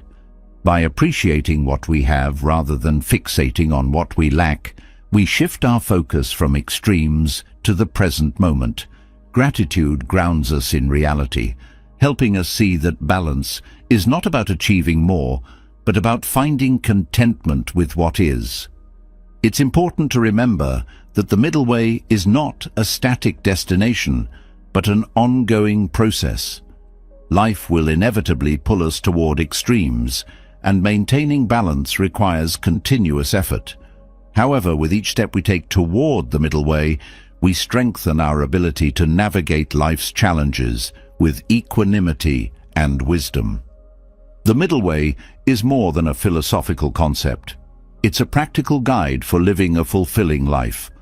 By rejecting extremes and embracing harmony, we create a foundation for growth, resilience, and inner peace. In a world that often pushes us to choose sides, to be all or nothing, The middle way offers a refreshing alternative, a path of moderation, mindfulness, and meaningful engagement. It is through this balanced approach that we not only reinvent ourselves, but also rediscover the joy and clarity that come from living in alignment with our truest selves. Transformation begins with intention. In Buddhism, right intention is one of the key elements of the Noble Eightfold Path, serving as a guide for aligning your inner purpose with your external actions. It's about moving through life with clarity, focus, and a deep connection to your values. In the context of reinvention, right intention becomes the cornerstone of meaningful change, allowing you to create a life that is not only successful, but also deeply fulfilling. Right intention can be thought of as the compass for your journey. Before you can change your habits, relationships, or circumstances, you must first clarify your direction. What do you want to achieve? Why does it matter to you? Are your goals rooted in genuine aspirations, or are they influenced by societal expectations and fleeting desires? Buddhism encourages us to explore these questions deeply, peeling back the layers of superficial ambition to uncover our true purpose. The process begins with self-reflection. Many of us set goals without fully understanding their origin or implications. We chase achievements that seem impressive on the surface, wealth, status, recognition, only to find ourselves unfulfilled when we attain them. Right intention urges us to pause and examine our motivations. Are they aligned with our deeper values, or are they driven by external pressures?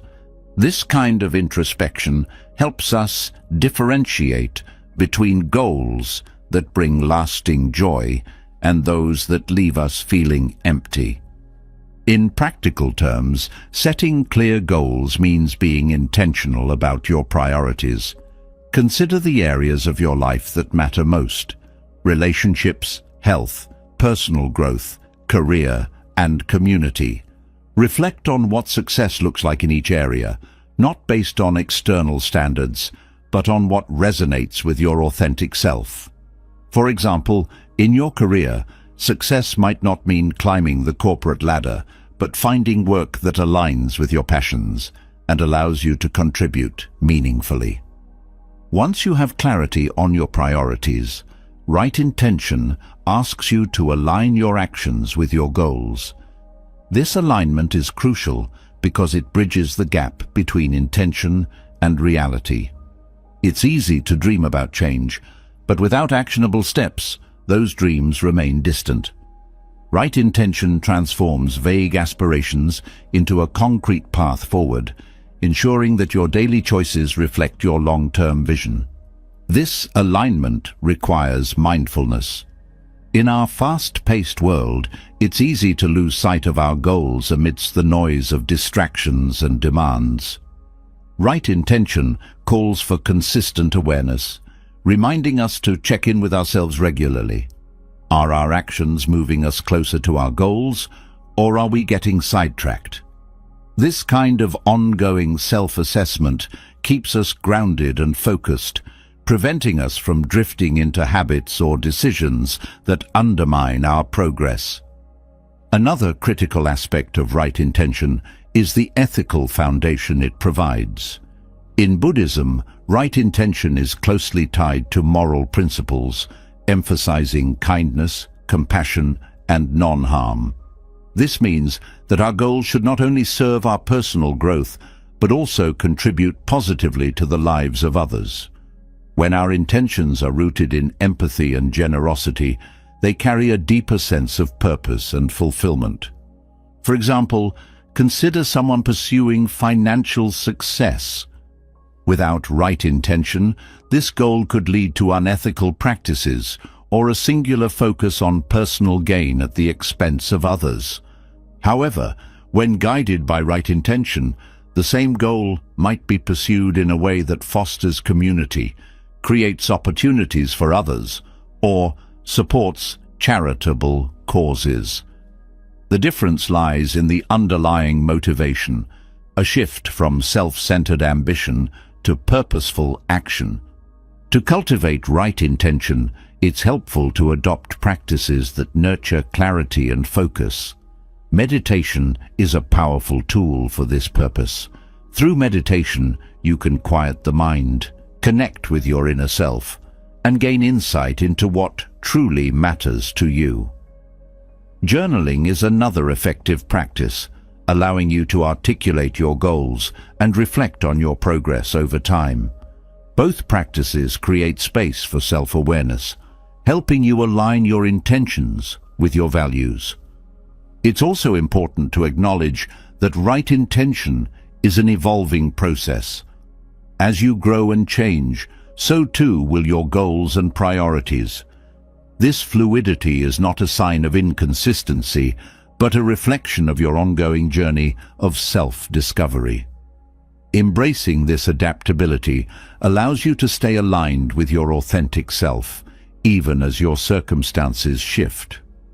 Right intention is not about perfection, it's about progress. There will be moments when you falter, when your actions don't fully align with your values, or when you feel uncertain about your direction. In these moments, Buddhism teaches us to respond with self-compassion and perseverance. Rather than judging yourself harshly, use these experiences as opportunities to learn and realign.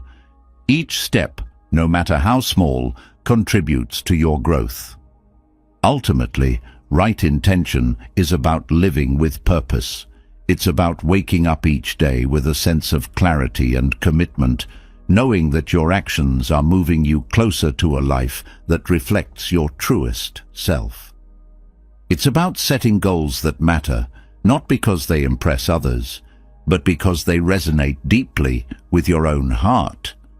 And it's about pursuing those goals with integrity, ensuring that your journey is as meaningful as the destination.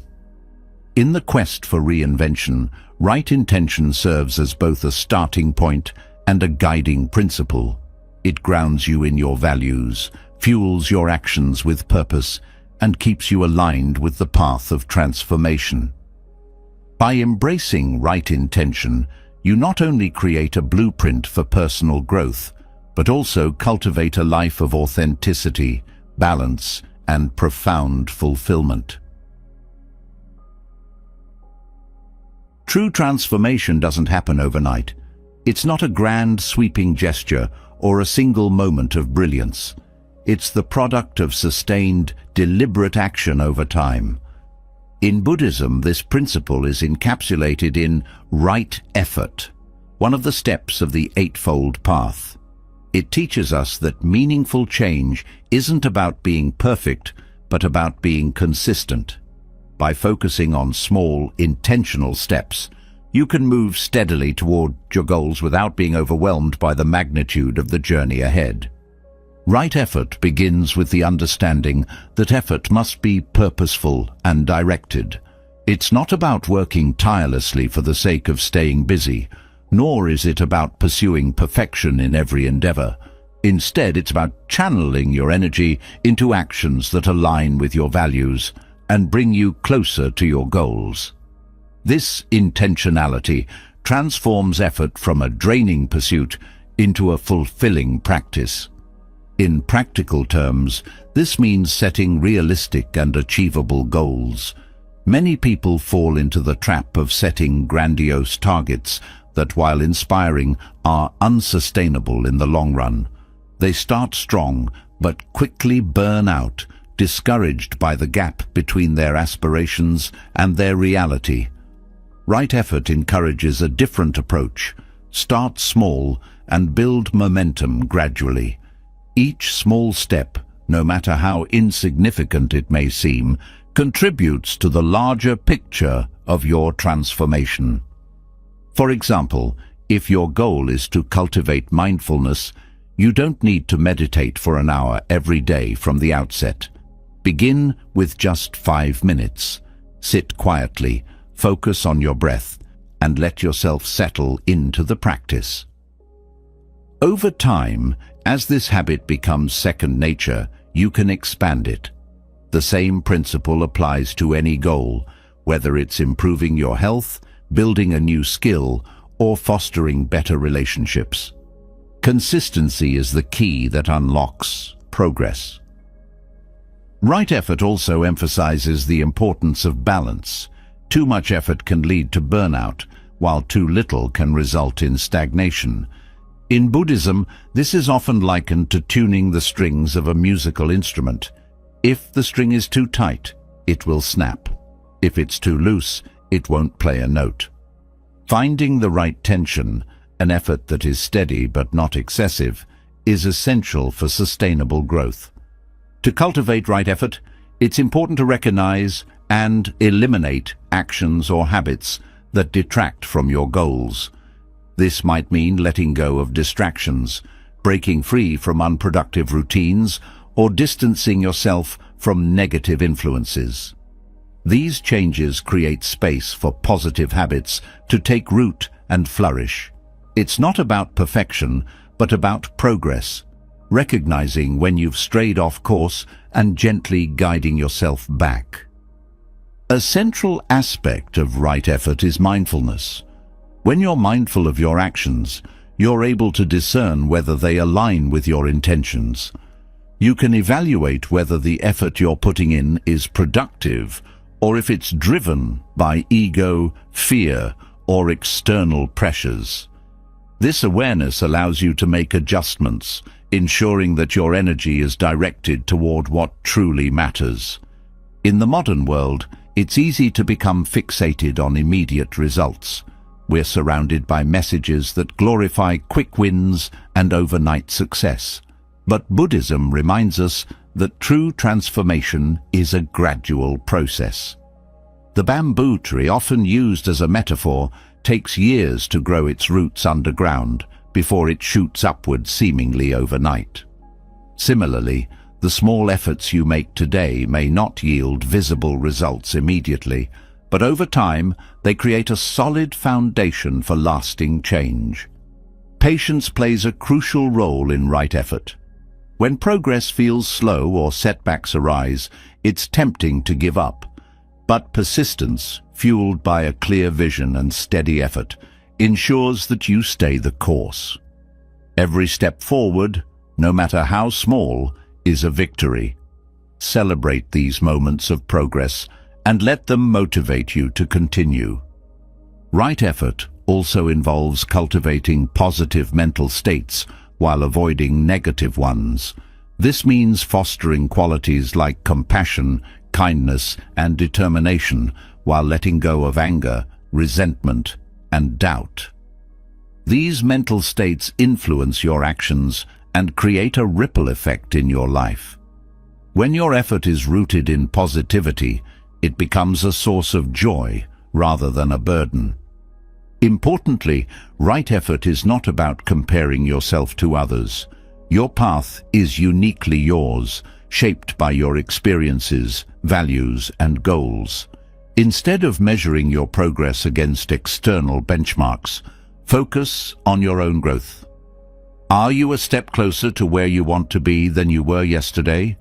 That's what matters. To put right effort into practice, consider creating a system of small, manageable steps that align with your goals.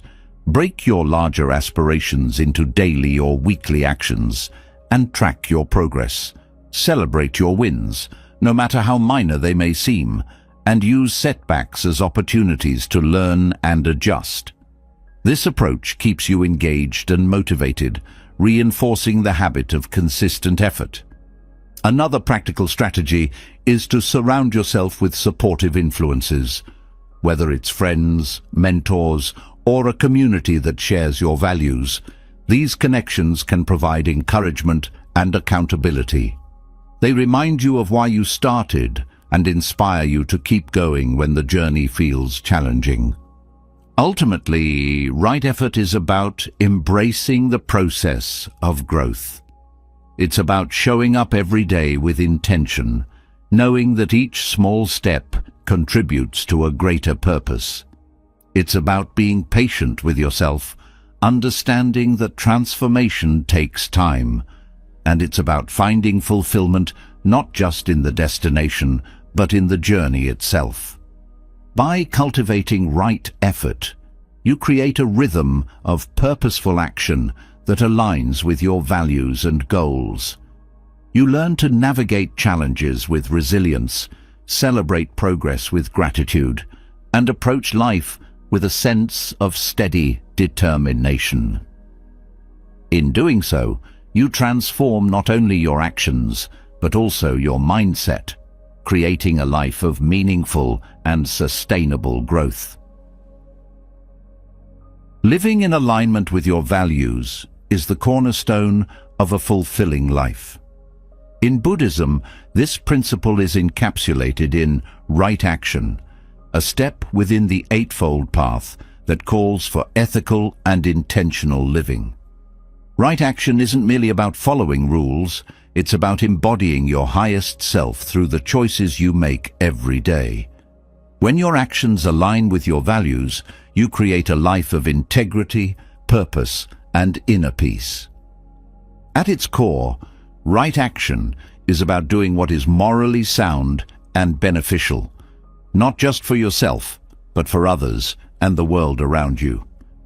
It encourages you to reflect deeply on your values and to ensure your decisions and behaviors consistently honor those principles. This isn't always easy, especially in a world that often prioritizes convenience or self-interest over integrity. However, the rewards of living authentically far outweigh the temporary discomfort of standing firm in your convictions. The first step in practicing right action is clarity. What are your core values? What principles do you hold sacred? Perhaps you value kindness, honesty, or fairness. Maybe you're committed to contributing positively to your community or protecting the environment. Whatever your values are, they should serve as the foundation for your decisions. When you act in alignment with these values, you create a sense of harmony within yourself, as there's no inner conflict between what you believe and what you do. Right. Action also involves mindfulness. Before taking any action, it's important to pause and reflect. Does this decision align with my values? Will it contribute to the well-being of others or cause harm?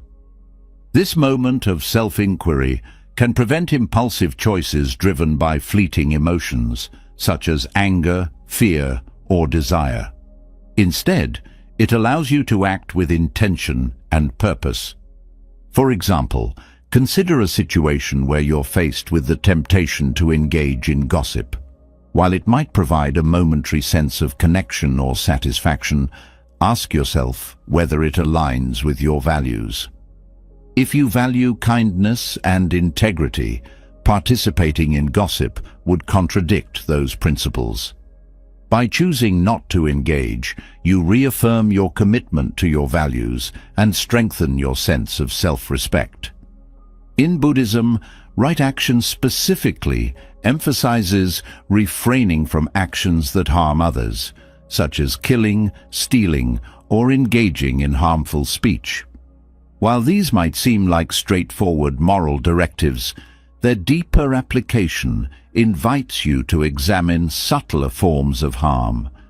Are you acting out of impatience or frustration in your relationships?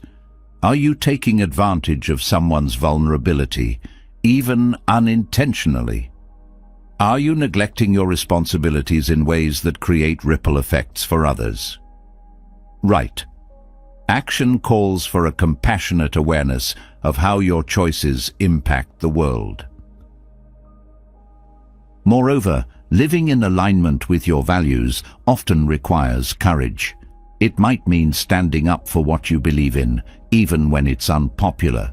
It could involve making sacrifices, such as leaving a lucrative job that conflicts with your principles, or walking away from relationships that don't honor your worth. These decisions can be challenging, but they are essential for living authentically. Right action also extends to how you treat yourself. Are you honoring your own needs and well-being, or are you compromising them to please others or meet societal expectations? Self-compassion is a crucial aspect of ethical living. When you treat yourself with kindness and respect, you set the standard for how others should treat you and create the inner strength needed to uphold your values. It's important to recognize that no one is perfect. There will be times when you fall short of your ideals or make mistakes. In these moments, right action encourages self-reflection rather than self-condemnation. What can you learn from this experience? How can you make amends if necessary and recommit to your values moving forward? This process of learning and growth is integral to ethical living. To integrate right action into your daily life, consider starting with small, intentional practices. For example, if kindness is one of your values, commit to performing one small act of kindness each day, whether it's offering a compliment, helping a colleague, or simply smiling at a stranger. If honesty is important to you, practice speaking your truth gently and respectfully, even in difficult situations. These small, consistent actions not only reinforce your values, but also create a positive ripple effect in the world. Another practical approach is to cultivate awareness of your habits and routines. Are there areas where your actions don't align with your values? Perhaps you value sustainability, but find yourself frequently using disposable plastics. Or maybe you value deep, meaningful connections, but spend more time on social media than with loved ones. By identifying these gaps, you can make conscious adjustments to bring your actions into greater alignment with your principles.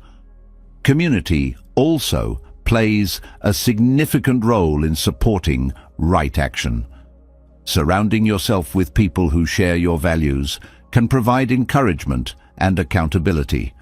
Whether it's a friend, mentor, or spiritual group, these connections can remind you of your principles when the path feels challenging and inspire you to live with integrity.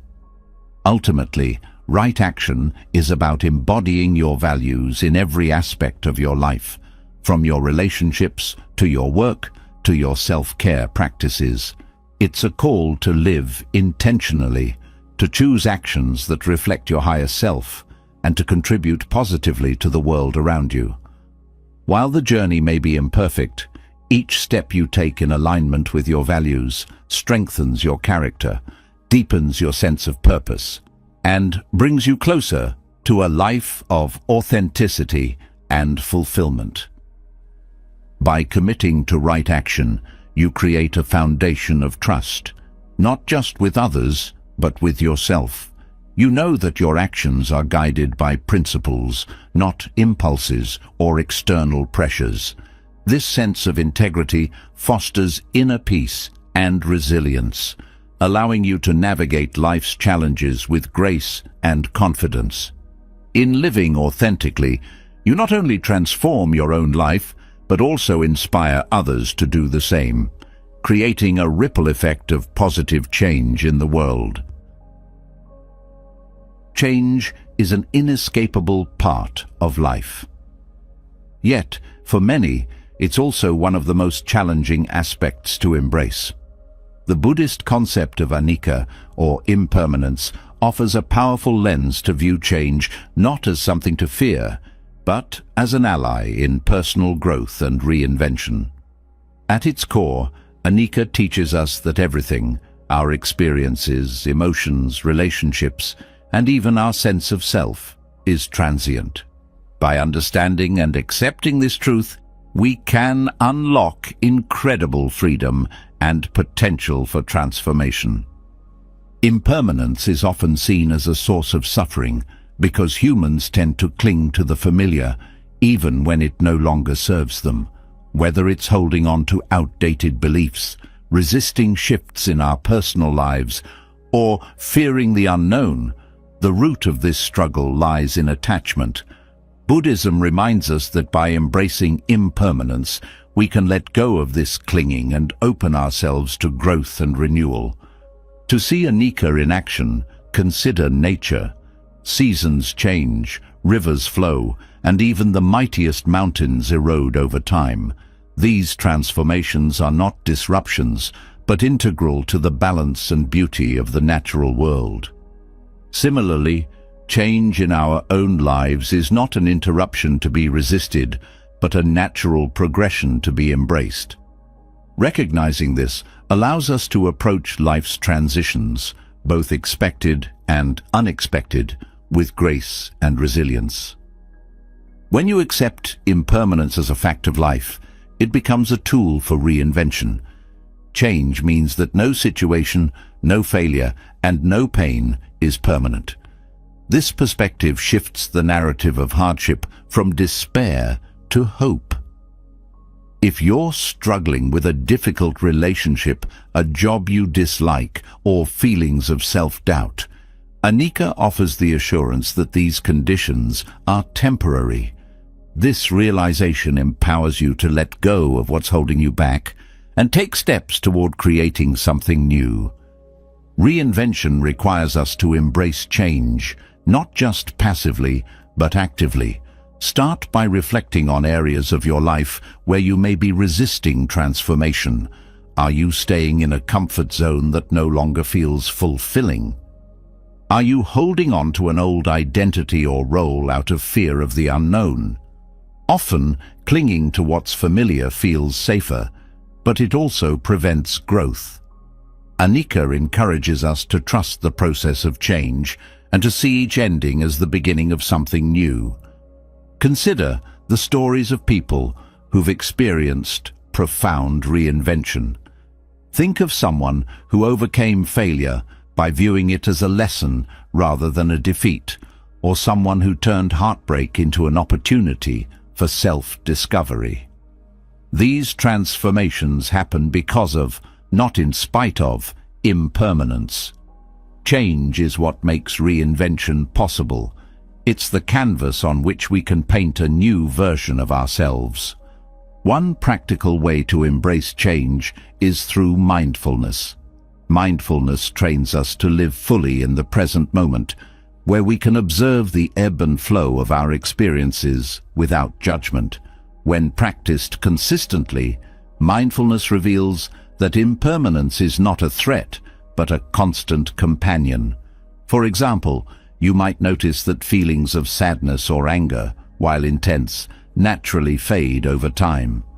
This awareness teaches us that no emotion or circumstance is eternal, providing comfort and perspective during difficult times.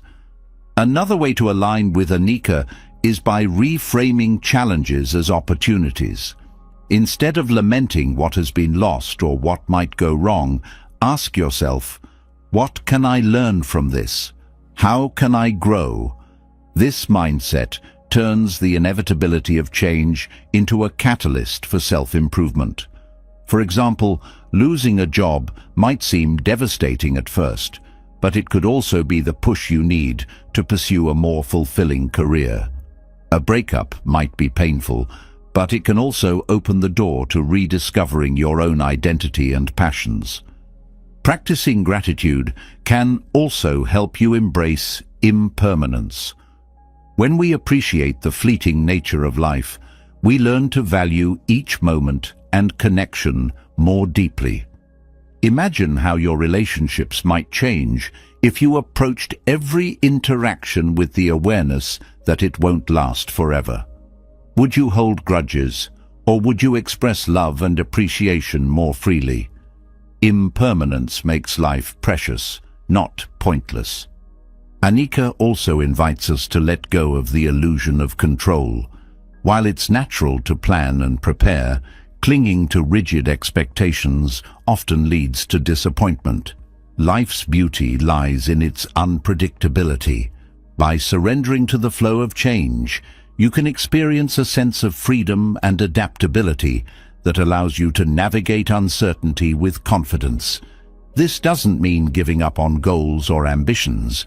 Rather, it means remaining open to unexpected paths and outcomes. One of the most profound lessons of Anicca is its ability to dissolve fear. Much of our anxiety stems from a desire to make things permanent, whether it's a happy moment we want to last forever or a fear of losing something we value. By accepting that everything is transient, we release the need to control or cling, which in turn reduces fear. This creates space for courage and creativity to emerge, allowing us to take risks and embrace new possibilities. Anicca also reminds us of the power of self-compassion during times of change. Reinvention can be challenging, and setbacks are inevitable. Instead of criticizing yourself for not having it all figured out, recognize that you're a work in progress, just like everyone else. Change is messy and non-linear, but it's also what makes growth possible. Treat yourself with the same kindness and patience you would offer a friend navigating a similar journey. To fully integrate Anicca into your life, start small. Make a habit of noticing the impermanence around you, the weather, the seasons, your emotions, even the way your thoughts evolve throughout the day. Use these observations as reminders that change is natural and constant. Then, apply this understanding to your own life by embracing opportunities for growth and letting go of what no longer serves you. The beauty of Anicca lies in its universality. Whether you're facing a major life transition or simply trying to improve your daily habits, the principle of impermanence can guide you toward reinvention. By seeing change as your greatest ally rather than your greatest fear, you unlock the freedom to create a life that aligns with your values, aspirations, and highest potential. Rebirth is one of the most transformative ideas in Buddhism, symbolizing the perpetual cycle of renewal. While traditionally tied to the concept of samsara, or the cycle of birth, death, and rebirth, this philosophy also carries a profound metaphorical meaning for our daily lives. Every morning we wake up is an opportunity for reinvention, for letting go of the past and embracing the present with fresh eyes. Each day offers us a chance to begin anew, unburdened by yesterday's regrets or tomorrow's uncertainties. The beauty of this concept lies in its simplicity. You don't have to wait for monumental life events or dramatic transformations to change. Every sunrise is a reset button, a blank canvas waiting for your brushstrokes. By seeing each day as a new beginning, you empower yourself to live with intention, gratitude, and clarity. Often we carry yesterday's baggage into today. Mistakes, disappointments, and lingering frustrations follow us like shadows. Buddhism teaches us to release these attachments. The past is gone. It exists only in your memory.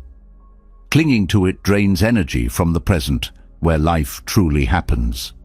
When you treat each day as a rebirth, you give yourself permission to forgive your past self, to learn from it, and to move forward unencumbered.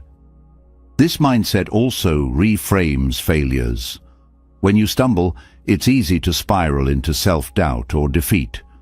But what if you viewed each failure as a moment in a larger cycle, an event that resets with each new day? Just as the seasons shift and flowers bloom again after the harshest winters, so too can you rise after setbacks. Rebirth reminds us that nothing is permanent, not even our lowest moments. Each sunrise brings with it the potential for growth and renewal. Practically, embracing this philosophy means starting your day with mindfulness and intention. Upon waking, take a few moments to ground yourself. Breathe deeply, acknowledging the gift of a new day. Instead of diving into the chaos of emails, news, or social media, set a conscious tone for your morning. Ask yourself, what do I want to carry forward today? What do I want to leave behind? This small ritual can create a powerful shift in your mindset, setting the stage for a more intentional and fulfilling day. Rebirth is not just about forgetting the past, but learning to integrate its lessons without letting them define you. If you struggled yesterday with anger, impatience, or doubt, today is your chance to respond differently. Growth doesn't happen in a single leap. It's built incrementally through small, consistent choices. Each day offers you a platform to practice being the person you aspire to be. This idea also extends to relationships. Every interaction you have can be an opportunity to start fresh. Maybe there's someone you've clashed with recently, a colleague, a friend, or a family member. Instead of holding on to resentment or past grievances, approach the relationship today with an open heart. Offer kindness, even if it wasn't reciprocated before. Treat the connection as if it's being formed for the first time. This doesn't mean ignoring boundaries or condoning harm, but rather recognizing that people, like days, are always changing. In Buddhism, the notion of impermanence, anicca, ties closely to rebirth. The transient nature of life means that nothing stays the same, not your emotions, your circumstances, or even who you are as a person. This constant state of flux is not something to fear, but to celebrate. It means that no matter where you are in life, no matter how stuck or overwhelmed you feel, change is always possible. Each morning is proof of that. Consider how this perspective can liberate you from rigid self-definitions. We often label ourselves based on past experiences. I'm bad at relationships, I'm not disciplined, or I always fail at this. These narratives become self-fulfilling prophecies, trapping us in cycles of doubt and stagnation. Rebirth challenges these limitations. Who you were yesterday doesn't dictate who you are today. You are free to rewrite your story, to surprise yourself with new choices and possibilities. Embracing rebirth also fosters gratitude.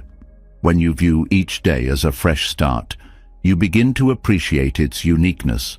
No two mornings are identical, just as no two breaths or moments are the same. This awareness encourages you to savor the present rather than rushing through it. Instead of waking up with a sense of routine or monotony, you wake up with curiosity and wonder. What will today bring? How can I make the most of it? This approach doesn't mean dismissing long-term goals or plans. Instead, it emphasizes the importance of breaking them into manageable, daily actions. If your dream is to write a book, today is the day to write a single paragraph. If you want to improve your health, today is the day to take a walk or prepare a nourishing meal. By focusing on what you can do in the present, you build momentum without becoming overwhelmed by the enormity of the task. Rebirth is also a practice in self-compassion. Too often, we hold ourselves to impossible standards, expecting perfection and punishing ourselves for falling short. But just as nature doesn't expect a seed to bloom overnight, you shouldn't demand instant transformation from yourself. Treat each day as a chance to nurture your growth, knowing that progress takes time. Celebrate small victories and approach setbacks with patience and understanding. To fully embrace the concept of rebirth, it's helpful to cultivate a sense of ritual. Whether it's through meditation, journaling, or simply pausing to set an intention, these practices can anchor you in the present and reinforce the idea that today is a new beginning. Over time, these rituals become a source of strength and clarity, helping you navigate life's ups and downs with greater ease.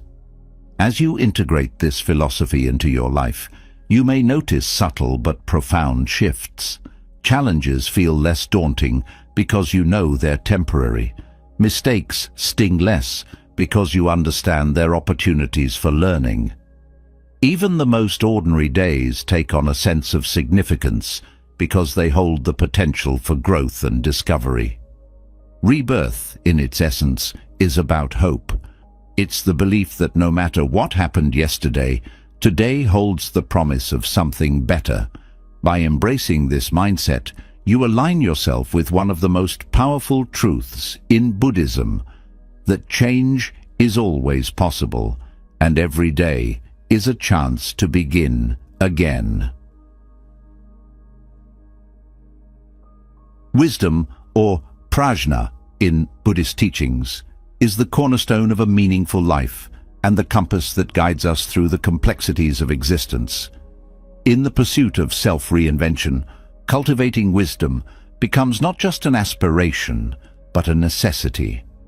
Prajna is not simply intellectual knowledge, it is a profound understanding of life's truths, gained through reflection, introspection, and lived experience. This kind of wisdom is transformative. It shapes how we perceive the world, how we respond to challenges, and how we align our actions with our deeper values. Reflection is the gateway to wisdom. It is through introspection that we begin to unravel the patterns of our thoughts, emotions, and behaviors. By observing ourselves with honesty and compassion, we can identify what serves our growth and what holds us back. This process isn't about judgment or self-criticism, it's about clarity. What motivates your actions? What fears or desires influence your choices? In asking these questions, you gain insight into your inner workings, illuminating the path to authentic growth. Self-awareness, a key element of prajna, invites you to step outside the autopilot mode of life. How often do we move through our days reacting to circumstances without pausing to reflect? Wisdom requires presence, the ability to observe your experiences as they unfold and to discern their deeper significance. This kind of mindfulness transforms even the mundane into a source of learning. A challenging conversation, for example, becomes an opportunity to examine your triggers and practice patience. A moment of joy reminds you of the importance of gratitude and connection. The Buddha taught that wisdom is cultivated through three practices: listening or learning, contemplation, and meditation. Listening refers to seeking knowledge, whether through studying teachings, engaging in meaningful dialogue, or observing the world around you. Contemplation involves taking that knowledge and turning it inward, reflecting on how it applies to your life and how it can guide your actions. Meditation, the deepest layer, allows you to connect with the stillness and clarity within, where true wisdom arises. Consider the analogy of a calm lake. When the surface is turbulent, it's impossible to see to the bottom. Similarly, when our minds are clouded with distractions, worries, and reactive thoughts, the deeper truths of life remain obscured. Meditation stills the surface, creating space for insight to emerge. It's in these moments of quiet reflection that we often find the answers we seek, not through striving or analyzing, but through allowing clarity to unfold naturally. Cultivating wisdom also means embracing impermanence and change, foundational principles in Buddhism. The more we reflect on the transient nature of life, the less tightly we cling to fleeting desires or resist inevitable challenges. Wisdom helps us see the bigger picture, reminding us that every moment, whether joyful or painful, is part of a larger tapestry. This perspective fosters resilience, enabling us to navigate life's ups and downs with grace. A crucial aspect of prajna is the ability to differentiate between what truly matters and what is superficial. In a world filled with distractions, it's easy to lose sight of your deeper values and priorities. Reflection anchors you in what's essential, stripping away the noise to reveal the heart of what you seek. What brings you genuine fulfillment? What aligns with your purpose? These are questions that only wisdom, cultivated through introspection, can answer. Wisdom also serves as a foundation for ethical living. When you understand the interconnectedness of all beings, you naturally make choices that contribute to harmony rather than discord. This doesn't mean perfection or never making mistakes. It means approaching life with an intention to grow, learn, and act in ways that reflect your highest self. As your wisdom deepens, so does your capacity for compassion, kindness, and integrity. Practically, cultivating prajna involves integrating reflection into your daily life. This could mean setting aside time each evening to review your day. What did you learn? What challenges arose and how did you handle them? What would you like to do differently tomorrow? Journaling can be a powerful tool for this practice, helping you track your growth and identify recurring themes. Another way to deepen wisdom is to seek out diverse perspectives. Engage with books, teachings, or conversations that challenge your assumptions and expand your understanding. Wisdom thrives in curiosity, the willingness to question, explore, and remain open to new insights. Even when you feel certain about something, approach it with a beginner's mind, ready to see it from a fresh angle.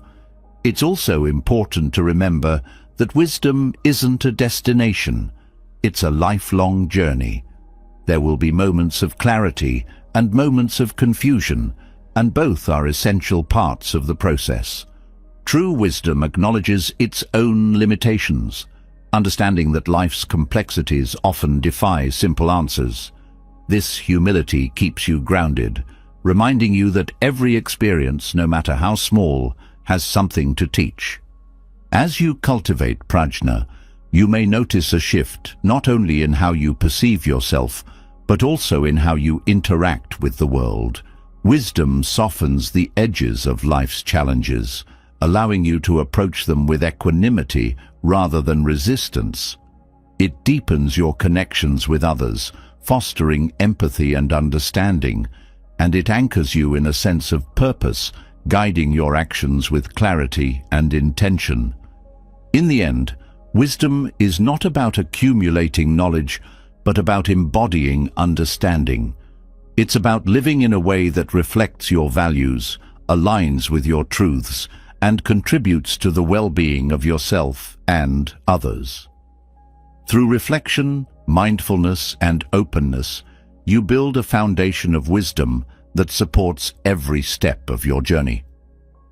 With prajna as your guide, reinvention becomes not just possible but inevitable, a natural unfolding of your truest, most authentic self. In a world brimming with distractions, silencing inner noise is not just a skill, it's a necessity for uncovering your true potential. The Buddhist path to quieting the mind offers a profound way to rise above the constant chatter of thoughts, emotions, and external influences. This silence isn't about the absence of sound, it's about creating space within yourself to hear what truly matters. Inner noise takes many forms. It's the endless stream of self-doubt, the overthinking about past mistakes, the anxiety about the future, and the external demands vying for your attention. Left unchecked, this noise drowns out the subtle voice of intuition and wisdom that resides within you. The good news is that quieting this noise is a skill you can cultivate, and Buddhism provides a roadmap to help you do so. At the heart of silencing inner noise is the practice of mindfulness. When the mind is noisy, it's often because we're entangled in thoughts rather than being present in the here and now. Mindfulness invites you to step out of this entanglement and anchor yourself in the present moment. Whether you're eating, walking, or simply sitting, focusing your attention on the sensations of the present helps dissipate the power of racing thoughts. The breath, simple and always with you, becomes a grounding force, a gentle reminder to return to what is. Meditation amplifies this practice. Sitting quietly with yourself may feel uncomfortable at first. After all, the inner noise can seem louder when you stop running from it. But this stillness is where the transformation begins. By observing your thoughts without judgment, you begin to see them for what they are, fleeting mental events rather than absolute truths. Over time, the grip of repetitive and unhelpful thoughts loosens, and a spacious clarity emerges. Buddhism also teaches us about the origins of inner noise. Much of it stems from craving and aversion, our constant yearning for things we think will make us happy, and our rejection of things we believe will cause discomfort. This cycle fuels a restless mind. When we let go of the need to control or cling to outcomes, the noise diminishes. Acceptance becomes a key tool. Instead of resisting the chaos within, acknowledge it with compassion. Like a storm passing through, it will subside. Another source of inner noise is the barrage of external distractions. In the modern age, our minds are bombarded by notifications, social media, advertisements, and an overwhelming amount of information. This overstimulation leaves little room for reflection or deep focus. Creating intentional boundaries is essential. Designate tech-free zones or times in your day. Prioritize activities that nourish your inner peace, such as journaling, spending time in nature, or engaging in creative pursuits. Inner noise is also amplified by unresolved emotions. Suppressing or ignoring feelings like anger, sadness, or fear doesn't make them disappear. It buries them, allowing them to bubble up in unexpected ways. Acknowledging and processing these emotions with mindfulness allows you to release their hold on you. As the Buddha taught, emotions are like visitors. They come and go. Observing them with curiosity rather than attachment helps them move on. Silencing inner noise doesn't mean silencing your thoughts altogether. Rather, it's about cultivating discernment, learning to recognize which thoughts deserve your attention and which do not. This discernment grows with the practice of mental clarity, or samatha, by training the mind to focus on a single point, like the breath or a mantra.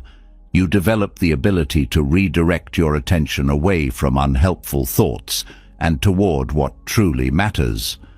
Self-compassion plays a crucial role in this process. Often, the harshest noise we face is our own self-criticism.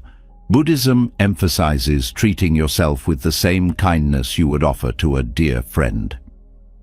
When your mind spirals into negativity, remind yourself that these patterns are universal human experiences. Gently guide yourself back to the present, acknowledging your efforts without judgment. As you quiet the inner noise, what emerges is your true potential, your innate wisdom, creativity, and capacity for joy. When the mind is no longer clouded by distractions, you can see your goals, values, and purpose with greater clarity. This clarity fuels inspired action. You're no longer reacting impulsively to the world around you. Instead, you're responding thoughtfully from a place of inner alignment. Silencing inner noise doesn't happen overnight. It's a gradual journey of practice and patience. Some days, the noise may feel overwhelming, while on others, a serene stillness takes hold. Both are part of the process. Celebrate the small victories, moments of calm amidst the chaos, the ability to pause before reacting, the growing awareness of your inner world. Ultimately, silencing inner noise is about creating space to breathe, to think, to feel, and to simply be. In this space, you uncover not just your true potential, but also a profound sense of peace and connection to life itself. It's a reminder that beneath the noise, you are already whole, already enough, and already capable of achieving anything you set your heart to. Forgiveness is one of the most profound acts of compassion, not just for others, but for yourself. In Buddhism, forgiveness is viewed as a powerful tool for personal liberation. It's not about excusing harmful actions or forgetting injustices. It's about releasing the grip of anger, resentment, and pain that weighs down your heart and mind. To forgive is to free yourself from a self-imposed prison, to let go of the toxic emotions that hinder your growth and happiness. At its core, forgiveness begins with understanding. Buddhism teaches that all beings are driven by their own suffering, desires, and ignorance. When someone causes harm, it's often a reflection of their inner turmoil, rather than a deliberate intent to hurt you. Recognizing this doesn't make their actions right, but it helps you see the humanity behind their mistakes. Compassion arises when you understand that, like you, others are navigating their struggles and imperfections. Holding on to resentment is like carrying a heavy stone in your heart. It drains your energy, clouds your mind, and prevents you from moving forward. You might replay the wrongs done to you, fueling anger and bitterness, but this cycle only deepens your suffering. Forgiveness, in contrast, is a conscious decision to put the stone down. It's not about condoning what happened. It's about freeing yourself from the burden of carrying it. Forgiveness is not always immediate. It's a process that requires patience and courage. The first step is acknowledging the hurt you've experienced. Denying or suppressing your emotions only prolongs your pain. Allow yourself to feel the anger, sadness, or betrayal fully, but without judgment. This acknowledgement creates space for healing to begin. Next comes the practice of letting go. This doesn't mean forcing yourself to forget or pretending the pain doesn't exist. Letting go is about releasing the emotional attachment to the event or person. It's saying, I will no longer let this define me or control my peace. This step requires mindfulness and self-compassion. You may need to revisit it repeatedly as you work through layers of hurt. In Buddhism, meditation is a powerful ally in the practice of forgiveness. Loving kindness meditation, or metta bhavana, is particularly transformative. As you sit in stillness, you begin by directing kindness and goodwill toward yourself. Then, you expand this sense of compassion outward, to loved ones, acquaintances, and eventually to those who have caused you pain.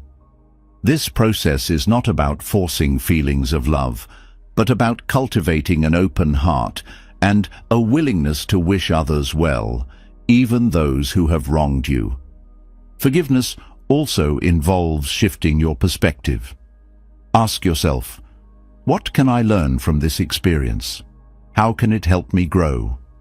Challenges, even painful ones, often hold hidden lessons. They teach resilience, self-awareness, and the power of compassion. When you view forgiveness as an opportunity for personal growth, it becomes a gift you give yourself, not just others. An essential aspect of forgiveness is setting boundaries. Letting go of resentment doesn't mean allowing harmful behavior to continue. Forgiveness and self-respect go hand in hand. By forgiving, you release the emotional weight of the past, but you also stand firm in protecting your well-being and ensuring that your relationships are built on mutual respect. Self-forgiveness is just as vital as forgiving others. Often, the hardest person to forgive is yourself. You may carry guilt for past mistakes, regrets over missed opportunities, or shame for actions that didn't align with your values. Buddhism teaches that these feelings, while natural, are not permanent. They are like clouds passing through the sky. Self-forgiveness requires you to recognize your inherent worth, separate from your missteps, and to treat yourself with the same compassion you would offer a friend. Forgiveness is not a sign of weakness. It is a testament to your strength. It takes courage to face your pain, to release the hold it has over you, and to open your heart to healing. In forgiving, you reclaim your power. You are no longer a prisoner of the past, but a creator of your present and future. Imagine the freedom of living without grudges or resentment. Picture the lightness of heart that comes from releasing old wounds. This is what forgiveness offers, a path to inner peace, clarity, and personal transformation. It allows you to step out of the shadows of hurt and into the light of compassion. Through forgiveness, you don't just heal yourself, you contribute to a more compassionate world. When you choose to let go of anger and embrace understanding, you break the cycle of harm and inspire others to do the same. Your act of forgiveness becomes a ripple that spreads outward, creating a wave of healing and connection. In the end, forgiveness is an act of love. Love for yourself, for your growth, and for the peace you deserve. It's a reminder that while you cannot control the actions of others, you have the power to control your response. By letting go, you set yourself free, paving the way for a life of greater happiness, harmony, and fulfillment. Compassion is more than just an inner feeling. It is a force that has the power to change the world. In Buddhism, compassion, or karuna, is seen as one of the highest virtues, a way to connect deeply with others and alleviate suffering wherever it is found. But compassion doesn't end with intention. It becomes transformative when turned into action. Imagine the ripple effect of a single act of kindness. A warm smile, a helping hand, or a moment of genuine listening can spread far beyond the initial interaction. When you practice compassion in action, you inspire others to do the same, creating a chain reaction of goodwill that extends far beyond your immediate community. True compassion starts with presence.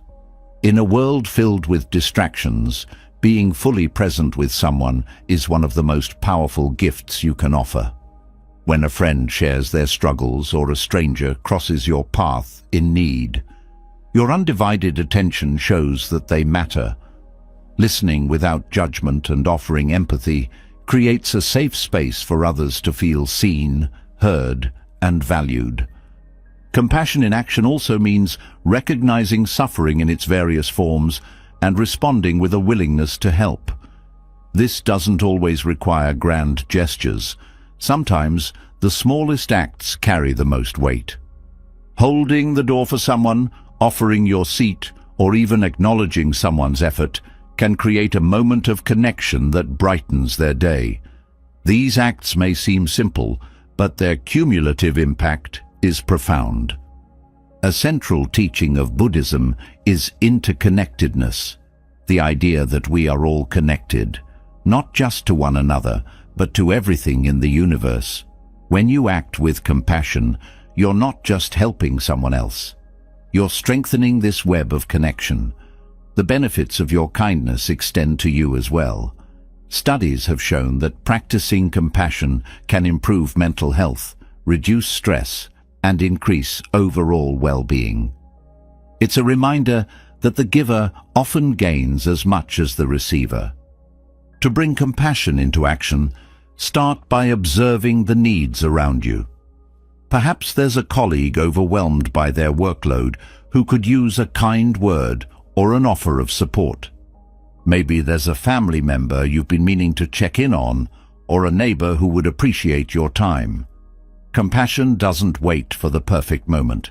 It arises from your willingness to act in the present. Compassionate action also extends to larger systems. Consider volunteering for causes close to your heart, such as feeding the homeless, supporting mental health initiatives, or protecting the environment.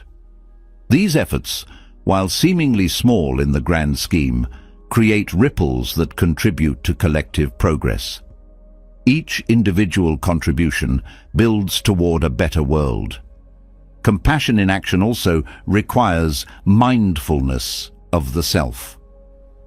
Often, we overlook the importance of self-compassion, pushing ourselves too hard while giving to others. Buddhism emphasizes that true compassion begins within. You cannot pour from an empty cup. By treating yourself with kindness and care, you ensure that your well runs deep enough to offer to others without feeling depleted. In moments of doubt or hesitation, remember that compassion doesn't demand perfection. It's not about solving every problem or eradicating all suffering. Rather, it's about meeting each moment with an open heart and a willingness to do what you can. Small, consistent actions have a greater impact over time than sporadic, grand efforts. A key aspect of compassion in action is recognizing that everyone has their struggles. The person who cuts you off in traffic might be rushing to a hospital. The cashier who seems distracted might be dealing with personal challenges. When you approach life with this mindset, you soften your reactions and allow understanding to replace frustration. This shift not only helps others, but also frees you from unnecessary negativity. The beauty of compassion is that it's contagious. When you act with kindness, you inspire others to do the same. Your actions become a beacon, encouraging those around you to step forward with their own compassion. In this way, your efforts multiply, creating a ripple effect that touches countless lives.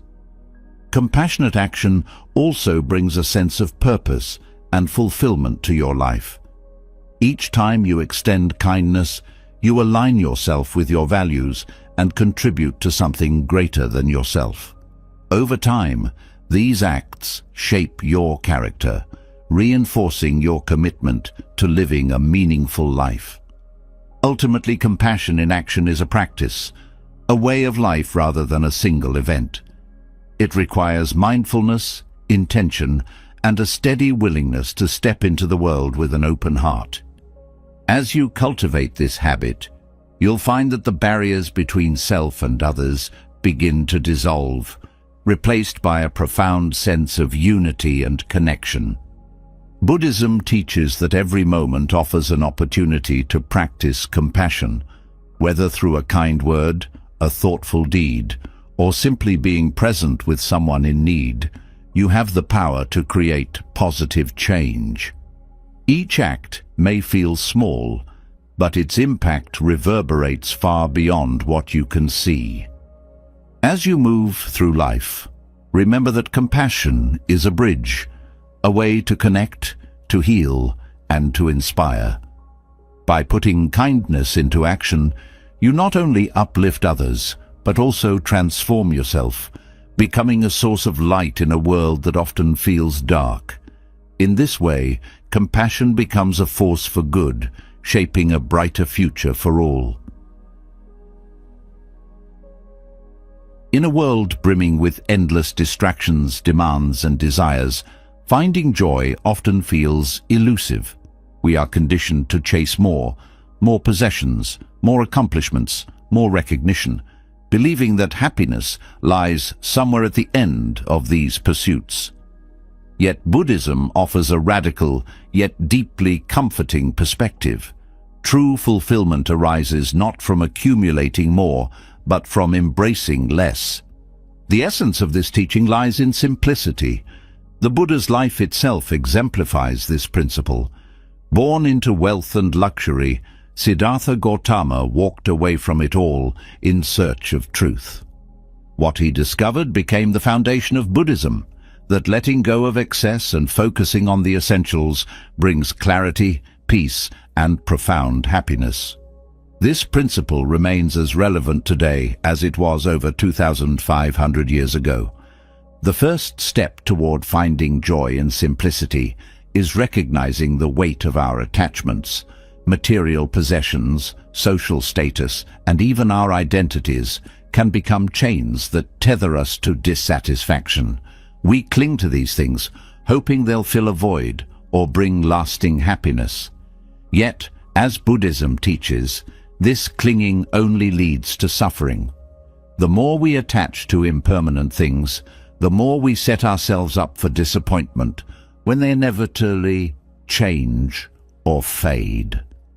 Minimalism, both in our physical environment and our mental landscape, serves as a pathway to liberation. By reducing the clutter in our lives, whether it's unnecessary possessions, unproductive habits, or toxic relationships, we create space for what truly matters. Imagine walking into a room that is clean and uncluttered. The calm it inspires mirrors what happens in your mind when you simplify your life. Simplicity doesn't mean deprivation. It's not about denying yourself pleasures or living a Spartan existence. Instead, it's about intentionality. It's about asking yourself what truly adds value to your life and letting go of everything else.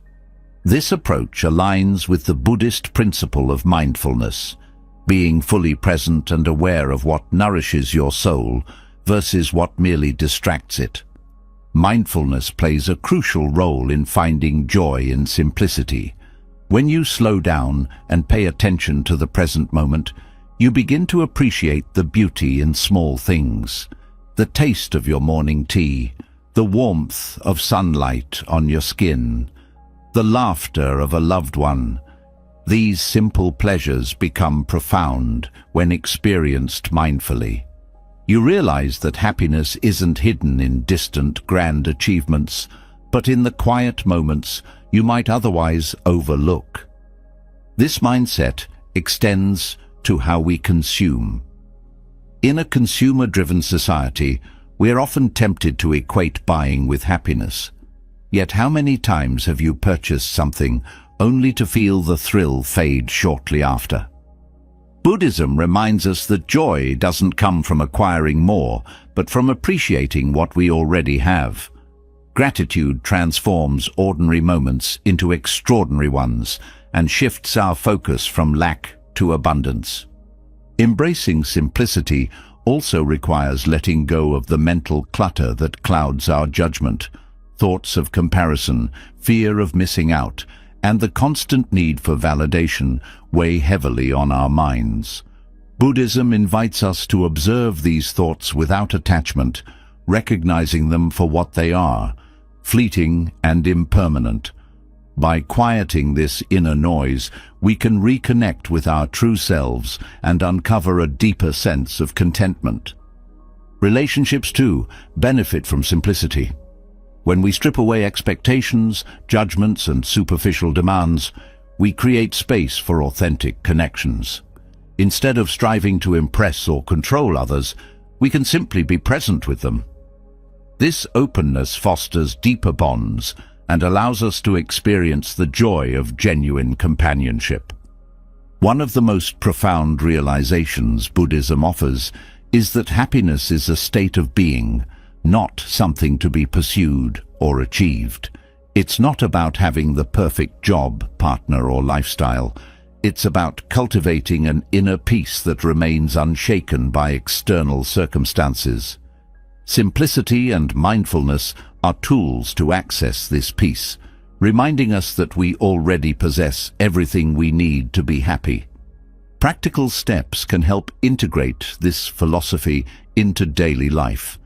Start by decluttering one area of your home, a drawer, a shelf, or a closet. As you let go of items you no longer need, notice the lightness it brings. Extend this practice to your schedule. Are there commitments or habits that drain your energy without adding value? Consider simplifying your calendar to make room for rest and meaningful activities. Incorporate moments of mindfulness throughout your day. Pause before meals to appreciate the food on your plate. Take a few deep breaths before diving into your to-do list. Practice gratitude by reflecting on 3 things you're thankful for each evening.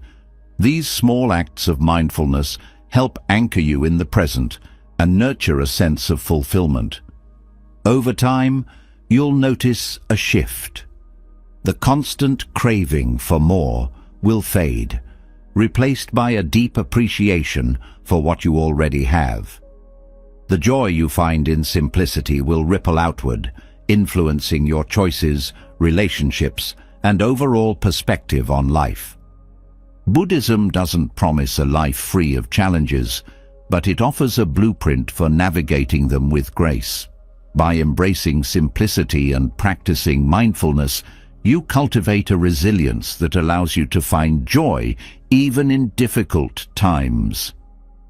You learn to let go of the unnecessary and focus on what truly matters: peace, connection, and self-awareness. In a world that often equates complexity with success, Buddhism reminds us that simplicity is the ultimate sophistication.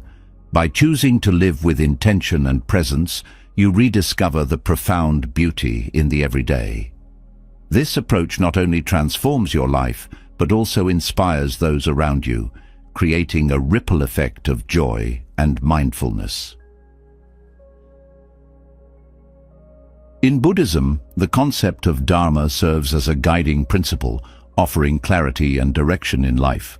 Dharma represents the natural order of the universe, the truths that govern existence, and most personally, the unique purpose or path that each individual is meant to walk. Aligning with your Dharma is not just about finding your purpose, it's about harmonizing your actions with the greater flow of life and living authentically every day. To understand Dharma, imagine a river. The river's current represents the flow of life, its natural progression. When you align with your Dharma, you're moving with the current, effortlessly progressing and growing. But when you resist, attempting to swim upstream, you encounter struggle and frustration. Dharma is about recognizing this current and surrendering to it, trusting that the flow will carry you where you're meant to be. Discovering your Dharma begins with introspection. It requires looking inward to uncover your deepest passions, talents, and values. What lights you up? What comes naturally to you? What challenges are you uniquely equipped to overcome? These questions point toward your Dharma. Unlike the external achievements often emphasized by society, Dharma is deeply personal. It's not about what others expect of you, but about what resonates with your authentic self. The Buddha's teachings remind us that our Dharma is not static. It evolves as we grow. In your youth, Dharma might mean learning and exploring, while later in life it could involve teaching, creating, or nurturing others. This fluidity reflects the impermanence of life, a core Buddhist principle. Embracing this evolution allows you to remain adaptable and open, avoiding the rigidity that can lead to suffering. Living your Dharma daily doesn't require grand gestures or monumental shifts. It's about small, consistent actions that align with your purpose. If your Dharma involves creativity, it might mean dedicating time each day to write, paint, or innovate. If it's about compassion, it could mean practicing kindness in your interactions, volunteering, or supporting loved ones.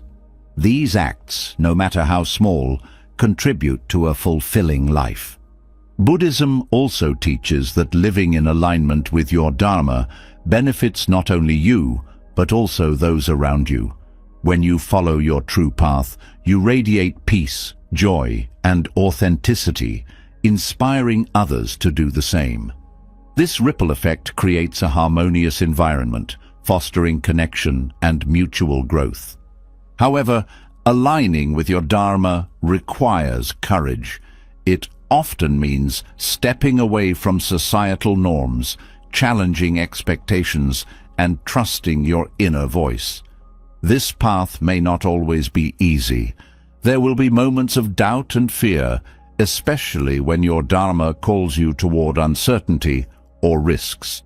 But Buddhism provides tools to navigate these challenges: mindfulness, meditation, and the Eightfold Path, all of which cultivate resilience and clarity.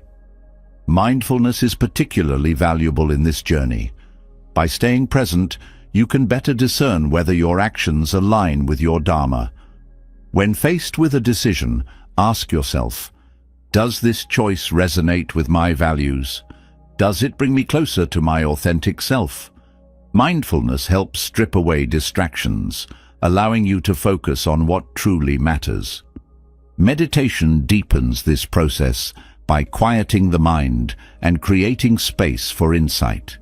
In the stillness of meditation, you can reconnect with your purpose, listen to your intuition, and gain clarity on your next steps. This practice serves as a compass, guiding you back to your Dharma whenever you feel lost or uncertain. The Eightfold Path, especially the principles of right intention and right action, provides a framework for living your Dharma. Right intention encourages you to align your goals with your values, while right action ensures your behaviors reflect these intentions. Together, these principles create a life of integrity and purpose. Buddhism also emphasizes the importance of patience and trust in this process. Your Dharma may not reveal itself all at once. It often unfolds gradually, like the petals of a flower, as you grow and gain experiences. Trusting this natural progression can alleviate the pressure to have all the answers immediately. Instead, focus on taking one step at a time, knowing that each step brings you closer to your path. A common obstacle to aligning with your Dharma is fear. Fear of failure, judgment, or the unknown. Buddhism teaches that fear arises from attachment and aversion. By practicing detachment and accepting impermanence, you can release these fears and move forward with confidence. Remember, your Dharma is not about perfection, it's about authenticity. Even missteps and challenges are part of the journey, offering valuable lessons and opportunities for growth. Aligning with your Dharma also means letting go of comparisons. In a world where success is often measured against others, it's easy to feel inadequate or unsure of your path. But Buddhism reminds us that each person's Dharma is unique. Comparing your journey to someone else's is like comparing a river to a mountain. They are both beautiful and purposeful in their own ways.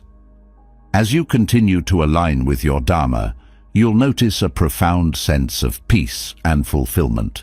Life becomes less about external achievements and more about inner harmony. You feel a deep connection to yourself, others, and the universe. This alignment transforms not only your life, but also the world around you, as your actions contribute to a greater sense of balance and compassion. Ultimately, living your Dharma is an act of self-love and service. It's a commitment to honor your authentic self, embrace your unique gifts, and contribute to the world in a meaningful way. Each day offers an opportunity to align with this purpose, to make choices that reflect your values, and to live with intention and joy. By following your Dharma, you not only create a fulfilling life for yourself, but also inspire others to do the same, weaving a tapestry of harmony and connection in the world. Reinvention is not a single act. It is a continuous journey, a process of growth and transformation that unfolds throughout your life. In Buddhism, the idea of impermanence or anicca is at the heart of this concept.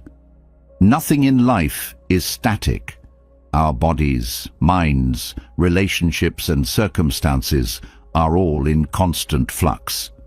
Embracing this impermanence allows us to approach reinvention not as a one-time overhaul, but as an ongoing practice of adapting, learning, and evolving.